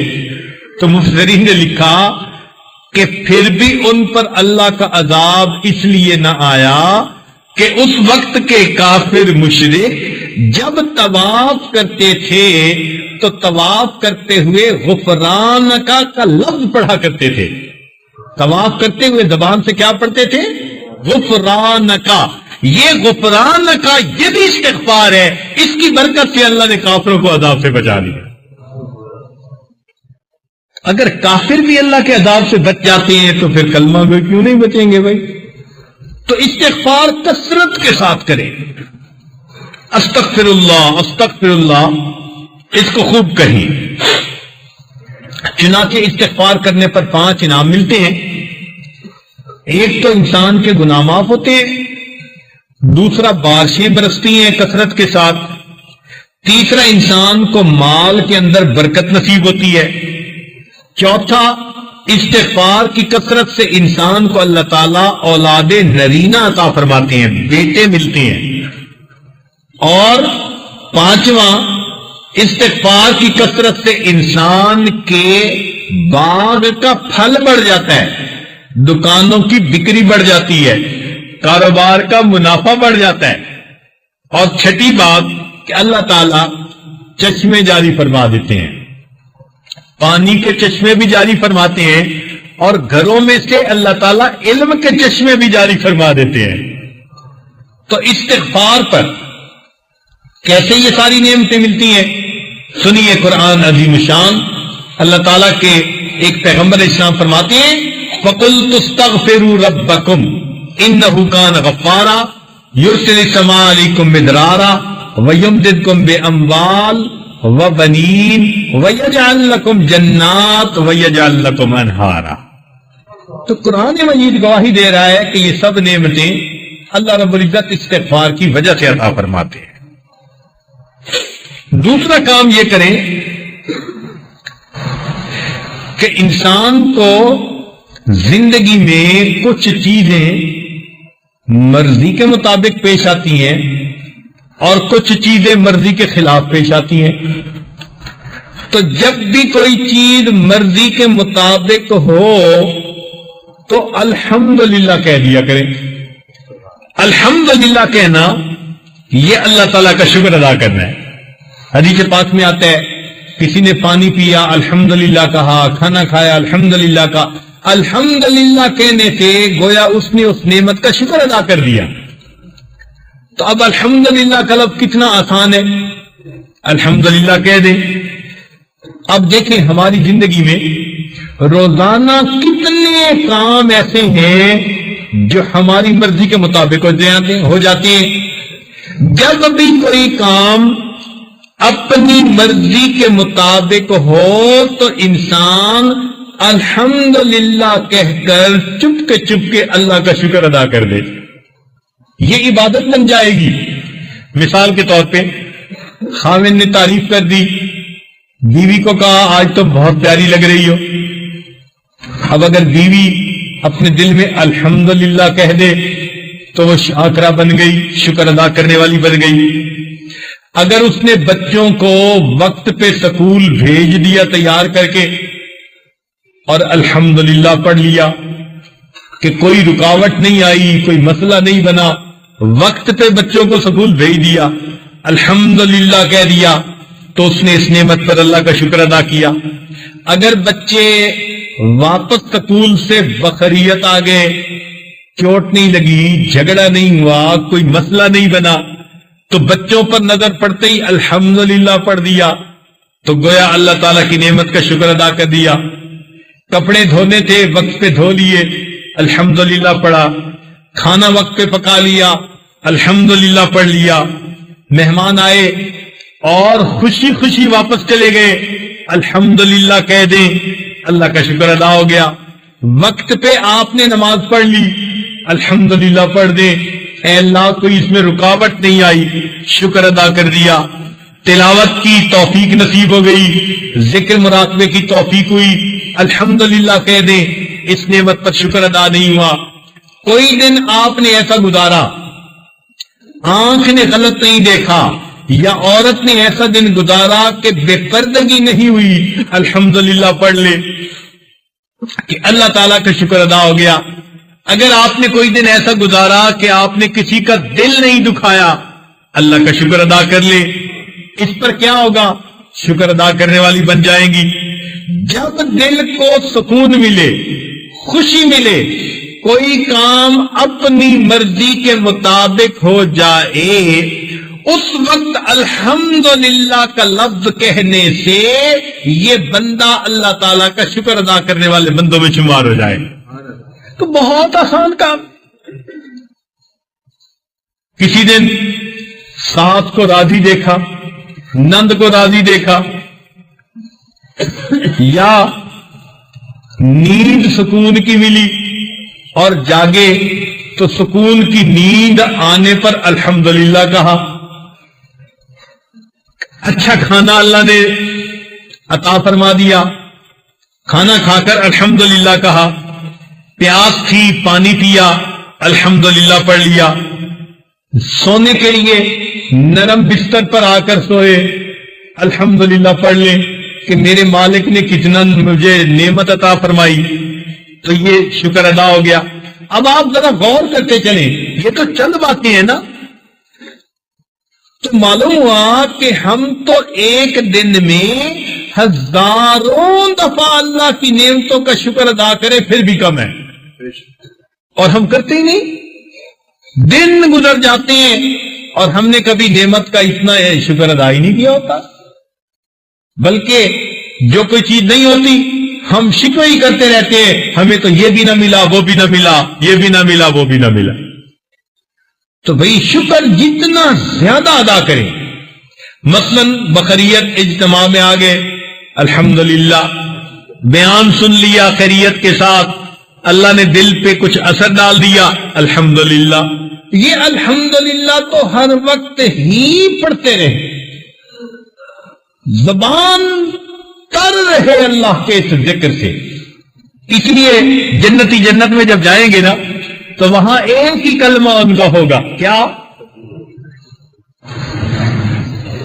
الحمدللہ رب العالمین. وہ بھی الحمدللہ ہی کہتے رہیں گے. تو وہ جنتیوں والا عمل آپ دنیا میں ہی کرنا شروع کر دیں. پھر دیکھیں اب اس شکر کے دو فائدے ہوں گے. ایک تو اس پر بہت نیکیاں ملیں گی. اب دیکھیں عورتیں کہتی ہیں جی کہ ہمیں تو عبادت کی فرصت نہیں ملتی. اب یہ جتنی باتیں میں نے مختصر وقت میں بتائی، اگر اتنے اوقات میں یہ الحمدللہ پڑھ لیں تو سوچیں ان کے نام اعمال میں روز کتنی نیکیاں لکھی جائے گی. اور دوسرا اس کا فائدہ یہ ہوگا کہ اگر انسان نعمتوں کا شکر ادا کرے گا تو اللہ تعالیٰ فرماتے ہیں لَإِن شَكَرْتُمْ لَأَزِيدَنَّكُمْ، اگر تم نعمتوں کا شکر ادا کرو گے تو ہم اپنی نعمتوں کو اور زیادہ عطا فرما دیں گے. اللہ تعالیٰ نعمتیں بڑھائیں گے، واپس نہیں لیں گے. تو یہ اللہ تعالیٰ کا کتنا بڑا انعام ہے. کون سی عورت چاہتی ہے کہ خامن کی محبت جو مجھے ملتی ہے وہ ختم ہو جائے، یا اولاد اللہ نے دی واپس لے لے، یا رزق کے مصیبت میں اللہ مجھے ڈال دے؟ کوئی بھی نہیں چاہتی. تو اگر ان نعمتوں کو سلامت چاہتے ہیں ہم اللہ کا شکر ادا کریں، اللہ تعالیٰ ان نعمتوں میں اور اضافہ فرما دیں گے. ایک بڑے میاں تھے، سوچتے تھے کہ بھائی ایسا تو نہیں کہ کہیں میرے عملوں کا بدلہ مجھے دنیا میں ہی مل رہا ہے. اس لیے ان کو جب کوئی نعمتیں ملتی تھی نا تو وہ گھبراتے تھے کہ قیامت کے دن مجھے یہ کہیں نہ کہہ دیا جائے کہ ہم نے تو دنیا میں ان نعمتوں کا بدلہ دے دیا. تو وہ گھبراتے تھے. اللہ کی شان، وہ جتنا کہتے اللہ مجھے نعمتیں نہ دے اور نعمتیں ملتی، پھر کہتے اللہ مجھے اور نعمتیں نہ دے، مجھے دنیا میں نہیں چاہیے، اور ملتی. ایک دن تو رو پڑے دعا مانگتے ہوئے، اے اللہ میں آپ کی خدمت میں یہ عرض کرتا ہوں کہ آپ اپنی نعمتیں دنیا میں مجھے اور نہ دیں، میں آخرت میں چاہتا ہوں، اور آپ کی نعمتیں اور زیادہ مجھ پر ہوتی جا رہی ہیں. اللہ تعالیٰ کی طرف سے ان کے دل میں یہ بات ڈالی گئی، میرے بندے جب تجھے نعمتیں ملتی ہیں تو تو ان پہ شکر ادا کرتا ہے. جب تک تو شکر ادا کرنا بند نہیں کرے گا میں تجھے نعمتیں ادا کرنا کبھی بند نہیں کروں گا. تو انسان اللہ کی نعمتوں کا شکر ادا. دیکھو اللہ نے ہمیں نظر سلامت دی، کانوں کا سننے کی قوت سلامت دی، چکھنے کی قوت سلامت دی، دماغ سلامت دیا، عزت کی روزی دی، بیوی دی، بچے دیے، گھر دیا. کیا کیا نعمتیں اللہ نے دی. ہمارے گناہوں پر اللہ نے پردے ڈال دیے. یہ کتنی بڑی نعمت ہے اللہ کی. ہمیں رسوائی سے رب نے بچا لیا. تو ہم کن کن نعمتوں کا شکر ادا کریں. اس لیے جب کبھی ایسی بات کو سوچیں جو طبیعت کے مطابق ہو تو کیا کہنا چاہیے؟ الحمدللہ. یہ الحمدللہ تو دن میں سینکڑوں دفعہ کہا کرے. یہ جو تسبیح صبح شام ہے یہ تو ایک وظیفہ ہے. ویسے تو 24 گھنٹے کی تسبیح ہونی چاہیے. ایسے انسان اللہ کا شکر ادا کرے. اچھا اس طرح تو اللہ تعالیٰ کا شکر ادا کیا کہ جو کام مرضی کے مطابق ہو گئے. اب کچھ کام ایسے ہوتے ہیں کہ جو کام مرضی کے مطابق نہیں بھی ہوتے تو پھر اس پر صبر کر لیں. جو چیز خلاف مرضی ہو اس کو برداشت کر لینا، اس پر رد عمل ظاہر نہ کرنا، زبان سے شکوے نہ کرنا، شکایتیں نہ کرنا، اس کو صبر کہتے ہیں. تو ہم اس پر صبر کر لیں. صبر پر بھی اللہ تعالیٰ ہمیں اجر عطا فرما دیں گے. اور کتنا اجر عطا فرمائیں گے؟ اللہ تعالیٰ کا ارشاد ہے قرآن مجید میں، انما یوفی الصابرون اجرہم بغیر حساب، کہ صبر کرنے والوں کو اللہ تعالیٰ بغیر حساب کے صبر عطا فرمائے گا. اب آپ بتائیں کہ جو بات اس حاجر نے کہی کہ ان چھوٹی چھوٹی باتوں پر اتنا اجر ملے گا کہ فرشتے لکھتے لکھتے تھک جائیں گے. جب اللہ تعالیٰ فرماتے ہیں کہ بغیر حساب اجر ملے گا تو اس اجر کو لکھتے فرشتے تھکیں گے یا نہیں تھکیں گے؟ میں اور آپ تو اس کو نہیں نہ کہہ رہے. پروردگار فرماتے ہیں کہ بغیر حساب کے اتنا اجر کہ جس کا کوئی حساب ہی نہیں ہو سکے گا. تو پھر اتنا اجر لکھنا فرشتوں کے لیے آسان نہیں ہوگا. وہ لکھتے لکھتے تھک جائیں گے۔ تو جو گناہ کیے ہوں گے وہ مٹیں گے کہ نہیں مٹیں گے؟ تو معلوم ہوا کہ گناہوں کی ظلمت مٹانے کے لیے صبر کر لینا آسان کام۔ اب دیکھیں، آج ایک جوان بچی ہے، کسی بات پہ ماں بلا وجہ ڈانٹ دیتی ہے، اب وہ اگر چپ کر جاتی ہے، آگے سے بولتی نہیں، اس نے صبر کر لیا، اس صبر پر اجر مل گیا۔ اگر باپ نے ڈانٹ دیا، استاد نے ڈانٹ دیا، یا کسی نے دل توڑ دیا، امیدیں تھیں پوری نہ ہوئی، تمنا تھی پوری نہ ہوئی، صبر کر لیا، اب اس صبر پر بغیر حساب اجر ملا۔ دعا مانگی، پوری ہوتی نظر نہیں آ رہی، صبر کر لو، اللہ تعالیٰ پتہ نہیں اس صبر پر کتنا اجر عطا فرمائیں گے۔ تو بے صبری کی وجہ سے ہم اپنے عمل کو ضائع کر دیتے ہیں۔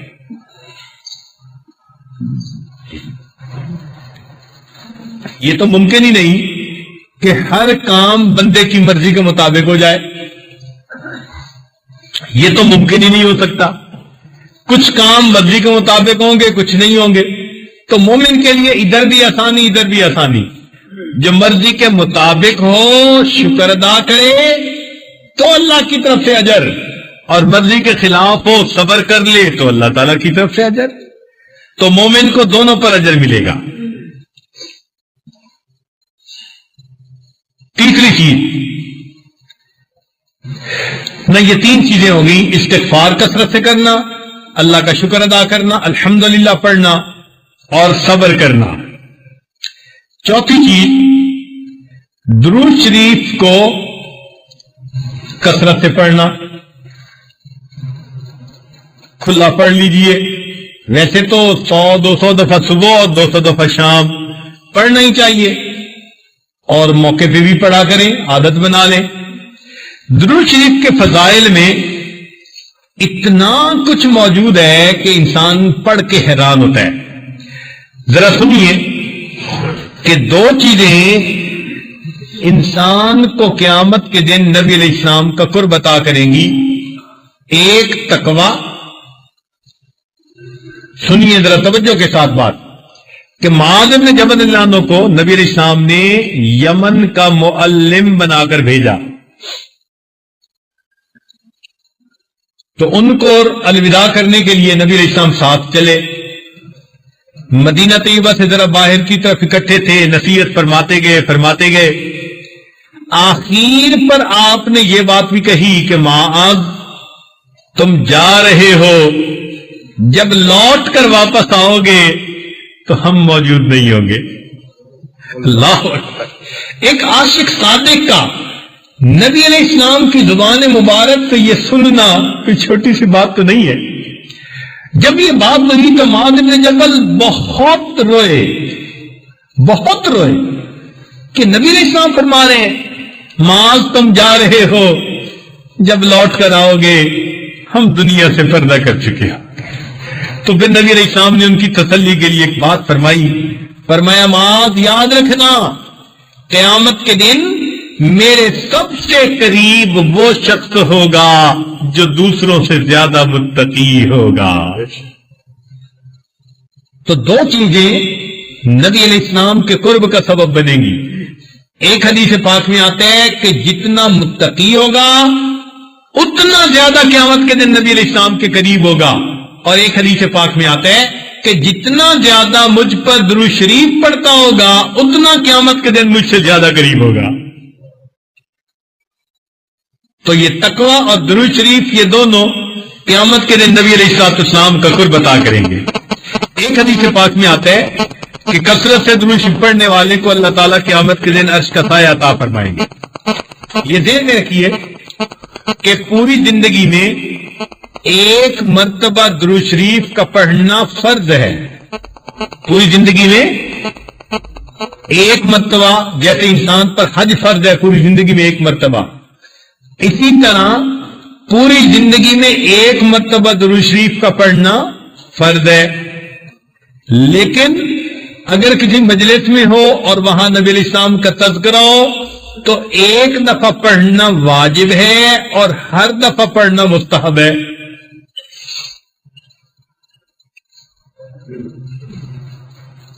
اگر پورا درود شریف نہ پڑھ سکے تو صلی اللہ علیہ وسلم بھی پڑھ سکتے ہیں، یہ بھی درود شریف ہے. اس لیے جہاں بھی نبی علیہ الصلوۃ والسلام کا نام نامی اسم گرامی آئے تو ضرور صلی اللہ علیہ وسلم پڑھے. اور اسی طرح لکھنے میں اگر نام نامی لکھے، اس میں گرامی لکھے تو بھی صلی اللہ علیہ وسلم لکھے. بعض لوگ صاد ڈال دیتے ہیں، وہ بدل نہیں بن سکتی اس کا، بلکہ کتابوں میں لکھا ہے کہ ایک کاتب کی مغفرت ہی اللہ نے اس لیے کر دی کہ جہاں نبی علیہ السلام کا نام لکھا ہوتا تھا وہ ساتھ صلی اللہ علیہ وسلم ضرور لکھا کرتا تھا. اس پر اللہ تعالیٰ نے اس کی مغفرت فرما دی.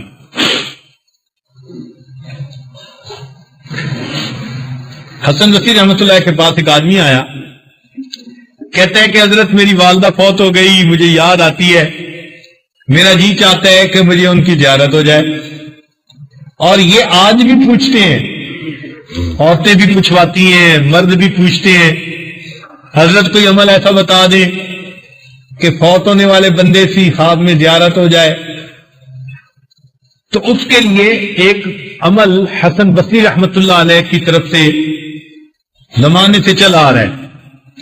وہ فرمایا کرتے تھے کہ انسان 4 رکعت نفل عشاء کے بعد پڑھے اور ہر رکعت کے اندر الہاکم التکاثر یہ سورت پڑھے، الہاکم التکاثر حتی زرتم المقابر.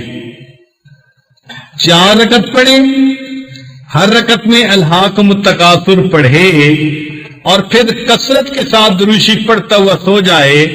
فرماتے تھے 40 دن عمل کرے گا، اللہ تعالیٰ 40 دنوں کے اندر اندر اس کو اس کا مقصود عطا فرما دے. اور اسی کو آزمایا لوگوں نے نبی علیہ السلام کی زیارت کے لیے. تو اللہ کی شان ایسا مجرب عمل ہے کہ اس عمل پر کئی لوگوں کو نبی علیہ السلام کی زیارت اللہ نے عطا فرما دی. نبی علیہ السلام نے ارشاد فرمایا کہ جمعہ کے دن میرے اوپر کثرت سے درود شریف پڑھا کرو. علماء نے لکھا کہ 300 مرتبہ ادنا ہے، 1000 مرتبہ اوسط ہے، اور 3000 یا اس سے زیادہ پڑھنا یہ کثرت ہے.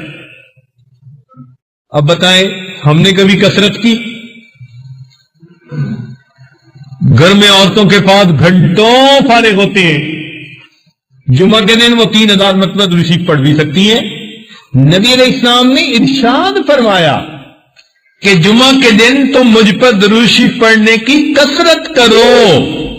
اب اس حکم کو سامنے رکھ کے جو کوئی درود شریف کی کثرت جمعہ کے دن کرے گا تو اس یقیناً اللہ تعالیٰ کی طرف سے رحمتیں نصیب ہوں گی. اور ایک حدیث پاک میں آتا ہے کہ جو شخص روزانہ مجھ پر صبح شام 100 مرتبہ درود شریف پڑھے، جو ہمارے مشائخ بتاتے ہیں، جو شخص روزانہ مجھ پر صبح شام 100 مرتبہ درود شریف پڑھے، اللہ تعالیٰ 100 حاجتیں پوری کرتے ہیں، 30 دنیا کی اور 70 آخرت کی. اچھا اگر 100 دفعہ دن میں پڑھا تو 30 حاجتیں دن میں، اور 100 مرتبہ رات کو پڑھا تو 30 حاجتیں، اور 60 ہمارے روز کے کام 5-10 ہی ہوتے ہوں گے. ہر بندہ دیکھے نا کتنے کام ہوتے ہیں روز کے، 5-10 ہی ہوتے ہیں جو خاص کام ہوتے ہیں، باقی تو روٹین کی لائف چل رہی ہوتی ہے. تو معلوم ہوا کہ اگر اللہ تعالیٰ 60 حاجتیں پوری کرنے کا وعدہ فرماتے ہیں تو صبح شام کا درود شریف ذرا توجہ کے ساتھ پڑھ لیا جائے تو ہمارے کاموں کو سنوارنے کے لیے یہی کافی ہے.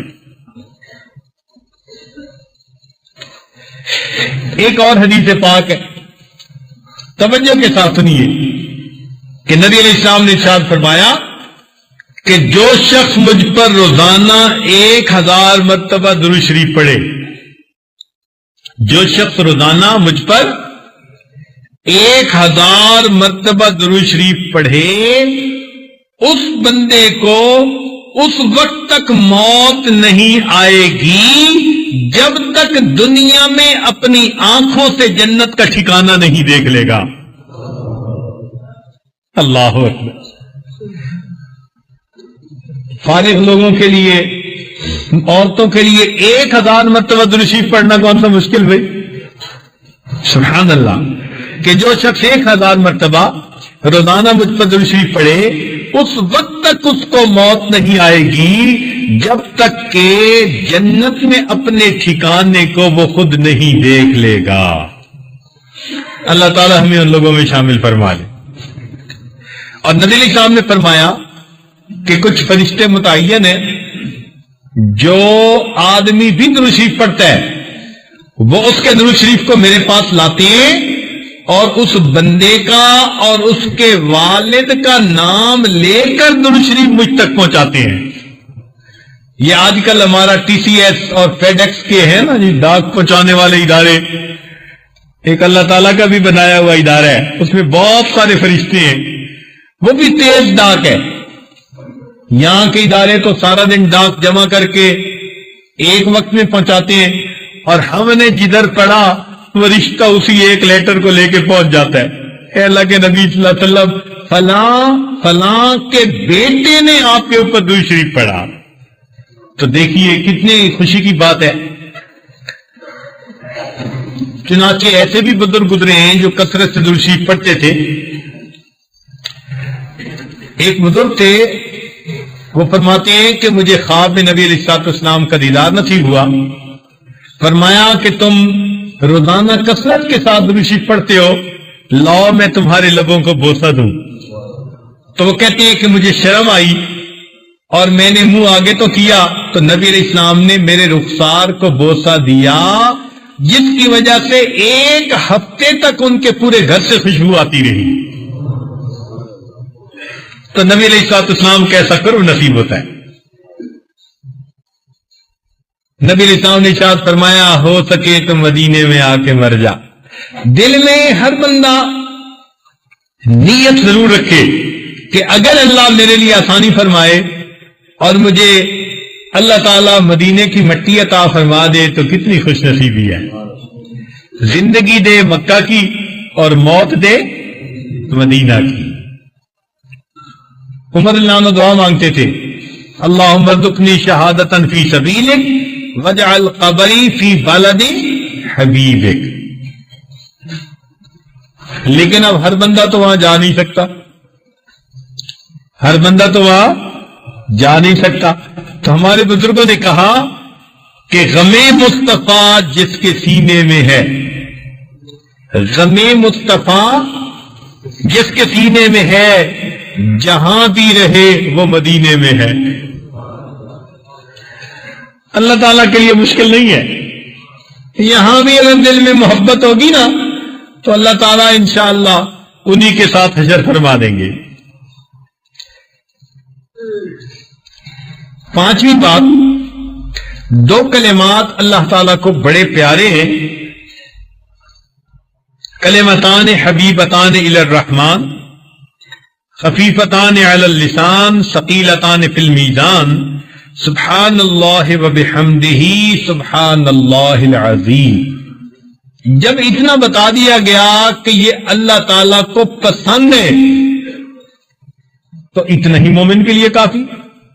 آج خامن کو پتہ چلے کہ میری بیوی کو یہ چیز پسند ہے، خوش ہوتا ہے کہ چلو یہ چیز لاؤں گا، بیوی خوش ہو جایا کرے گی. بھائی یہ 2 کلمے اللہ رب العزت کو پسند ہیں. تو ہمیں اکثر سبحان اللہ، جب بھی اللہ کی کسی نعمت کا تذکرہ کرنے لگے تو سبحان اللہ کا لفظ استعمال کریں. مثلا سبحان اللہ میرا بچہ بہت اچھا پڑھ رہا ہے، سبحان اللہ آج فلاں کام ایسے ہو گیا، سبحان اللہ ایسے ہو گیا. سبحان اللہ کا لفظ کثرت کے ساتھ استعمال کریں، کیونکہ یہ کلمات اللہ تعالیٰ کو پسند ہیں. اور ایک روایت میں ہے کہ 100 مرتبہ سبحان اللہ و بحمدہ پڑھنے پر اللہ تعالیٰ سارے گناہ معاف کر دیتے ہیں، اگرچہ وہ سمندر کی جھاگ کے برابر کیوں نہ ہو.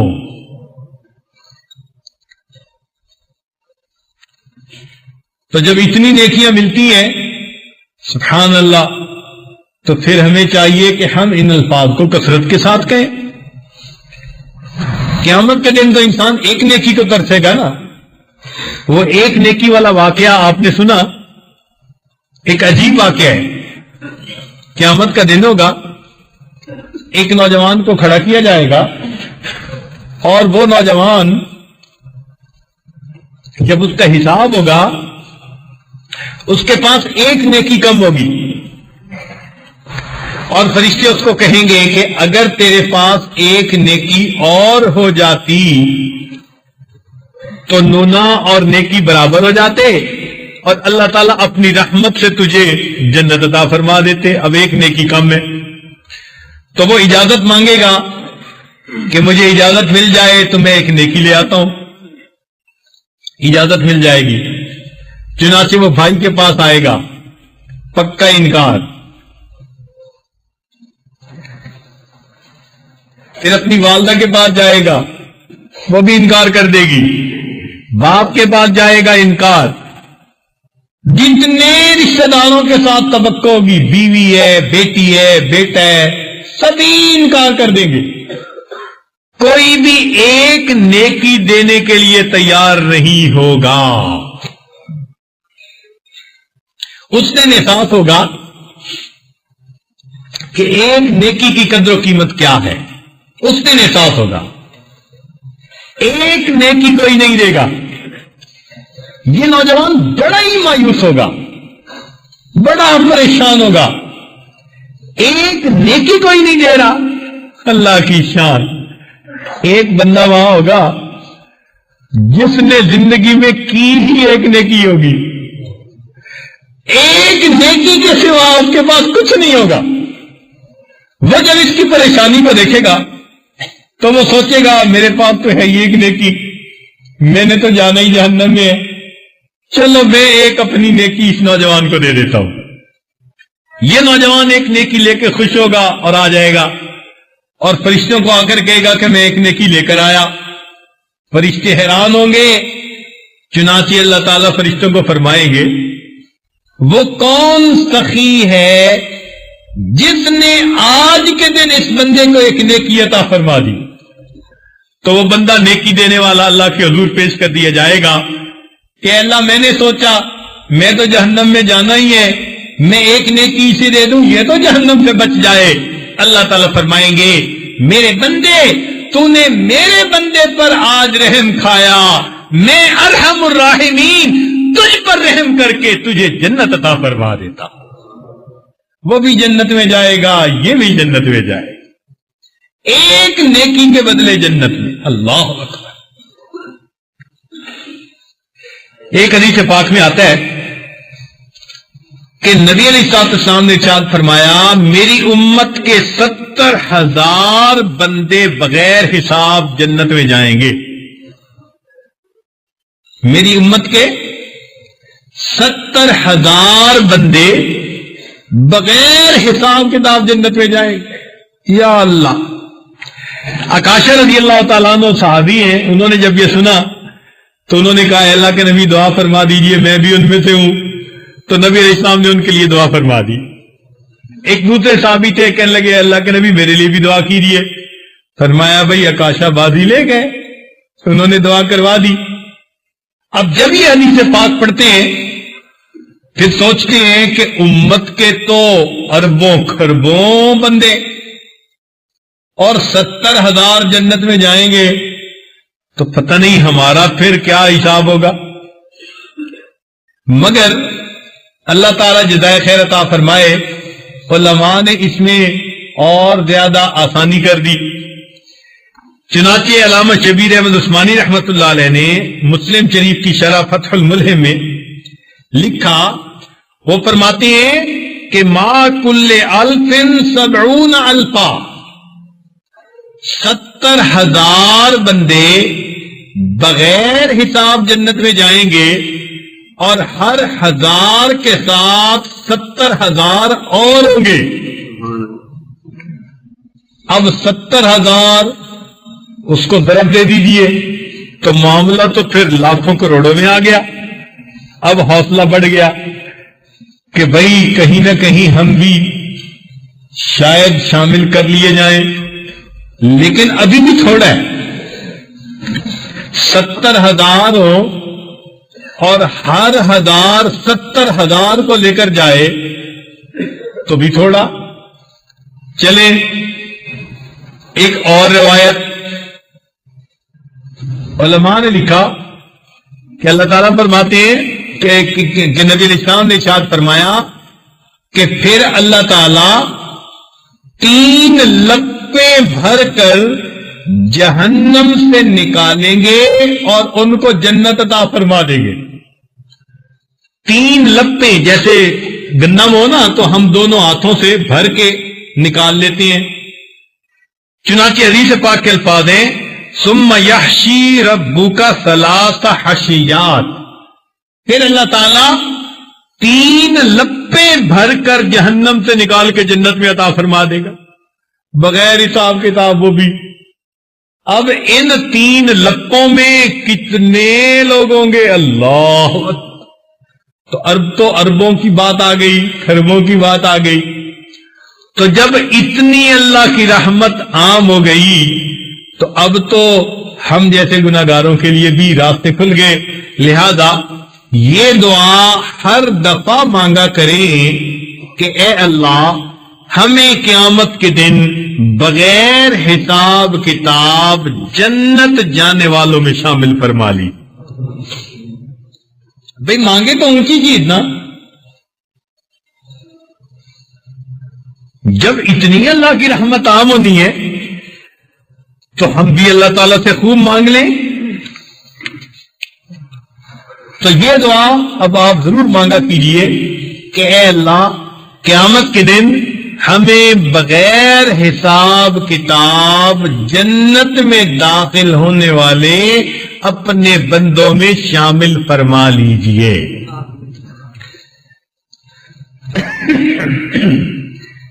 چنانچہ اگر ان اعمال کو آپ باقاعدگی سے کرتے رہیں گے اتنی نیکیاں ملیں گی کہ گناہ دھل جائیں گے اور نیکیاں لکھتے لکھتے فرشتے تھک جائیں گے. ایک روایت میں آتا ہے، ایک درود شریف ہے جزا اللہ عنا سیدنا محمد صلی اللہ علیہ وسلم ما ہوا اہلہ.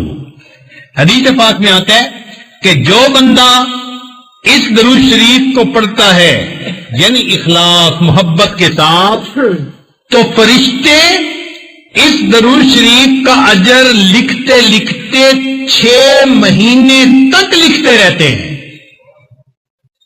6 مہینے تک اس کا اجر لکھتے رہتے ہیں. تو اس لیے جو بات کہی نا کہ ان چھوٹی چھوٹی باتوں پر اتنا اجر ملتا ہے کہ فرشتے تھک جائیں گے اور گناہ مٹ جائیں گے. تو دعا ہے کہ اللہ رب العزت ہمیں ان اعمال کو کثرت کے ساتھ کرنے کی توفیق عطا فرمائے.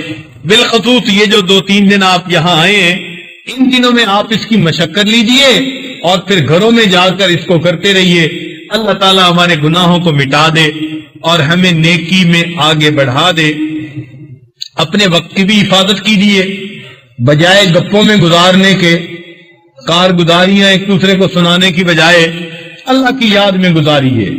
مراقبہ کیجیے، انفرادی اجتماعی تلاوت کیجیے، قضا نمازیں پڑھیے، تہجد پڑھیے، اوقات کے جو نوافل ہیں وہ پڑھیے. اپنی چیزوں کی حفاظت خود کیجیے. حفاظت کے لیے جماعتیں بھی متعین ہیں مگر آپ خود بھی بے احتیاطی سے بچیے. بعض حضرات جیب میں سیل فون ہوتا ہے اور اس کو کبھی ادھر لگا دیتے ہیں چارجنگ کے لیے اور پھر وضو کرنے بھی چلے جاتے ہیں. تو ایسا کام کرنے سے آپ دوسرے کے لیے گناہ کا راستہ ہموار کر رہے ہیں. تو اپنی چیزوں کی حفاظت، جوتے ہیں، ایسی چیزیں ہیں، قیمتی چیزیں ہیں، خود حفاظت کیجیے. اس کے لیے مستقل نظام بنایا گیا ہے.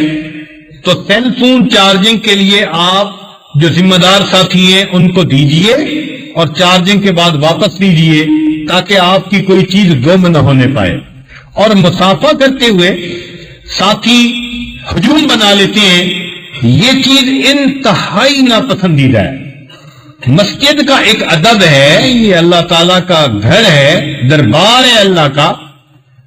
اس کے بارے میں فرمایا اولئک ما کان لهم ان يدخلوها الا خائفین، کہ ان کو چاہیے تھا کہ یہ تو مسجد میں داخل ہوتے ایسے کہ جیسے ہیبت زدہ بندہ ہوتا ہے، ہمیں تو مسجد میں ایسے رہنا چاہیے، اور ہم زور کرتے ہیں اور مسافے کے لیے آگے بڑھتے ہیں۔ مسافہ کرنا سنت ہے اور ایذا پہنچانا وہ حرام ہے، حرام کے مرتکب ہوتے ہیں، نیکی تھوڑی ہوئی گناہ زیادہ ہو گیا، کیا فائدہ اس کا؟ تو اگر مسافہ کرنا ہو تو لائن بنا کر ایک ایک کر کے آ جائیے، چند منٹ زیادہ لگ جائیں گے مگر آپ آرام تسلی کے ساتھ مسافہ بھی کر لیں گے۔ اور دوسری بات کہ جب جرمٹ زیادہ ہوتا ہے، زیادہ رش ہوتا ہے، تو سارے ایک نیت کے ساتھ یہاں نہیں آئے۔ کچھ ایسے بھی ہیں جو بازاروں میں بھی بھیڑ دیکھتے پھرتے ہیں، ان کو مجمع کی تلاش ہوتی ہے تو وہ یہاں بھی پہنچ جاتی ہیں۔ اب ان کے لیے آپ نے کام ہموار کر دیا، اگر رش کر دیا تو ایسے موقع پر ذرا محتاط رہیں، اپنی جیبوں کا بھی خیال رکھیں، اور کوئی بندہ آپ کو ایسا ملے تو اس بندے کی اطلاع ضرور دے۔ ہماری حفاظت کے لوگ الحمدللہ اس دفعہ متعین ہیں، وہ نظر رکھے ہوئے ہیں۔ اگر اس کے باوجود کوئی ایسا بدنیت آدمی درمیان میں آ جائے تو پھر آپ بھی اس کو ذرا پہچاننے میں مدد کیجئے تاکہ دوسرے لوگوں کو سہولت ہو، آسانی ہو، آنے والے مہمانوں کو نقصان سے بچاؤ ہو جائے۔ تو وقت کی حفاظت کیجئے، چیزوں کی حفاظت کیجئے، اور مقصد ہمارے یہاں مل بیٹھنے کا یہی ہے کہ ہم اپنے گناہوں کو بخشوانا، اپنے رب کو منانا چاہتے ہیں، تو دعا کیجئے اور رات تہجد میں دعائیں مانگیے۔ یہ جو ایک دو راتیں اللہ نے عطا کی ہیں، بس ان میں اللہ تعالیٰ کو منا کے یہاں سے جائیے، اللہ تعالیٰ ہماری اس حاضری کو قبول فرما لے۔ وآخر دعوانا ان الحمد للہ رب العالمین۔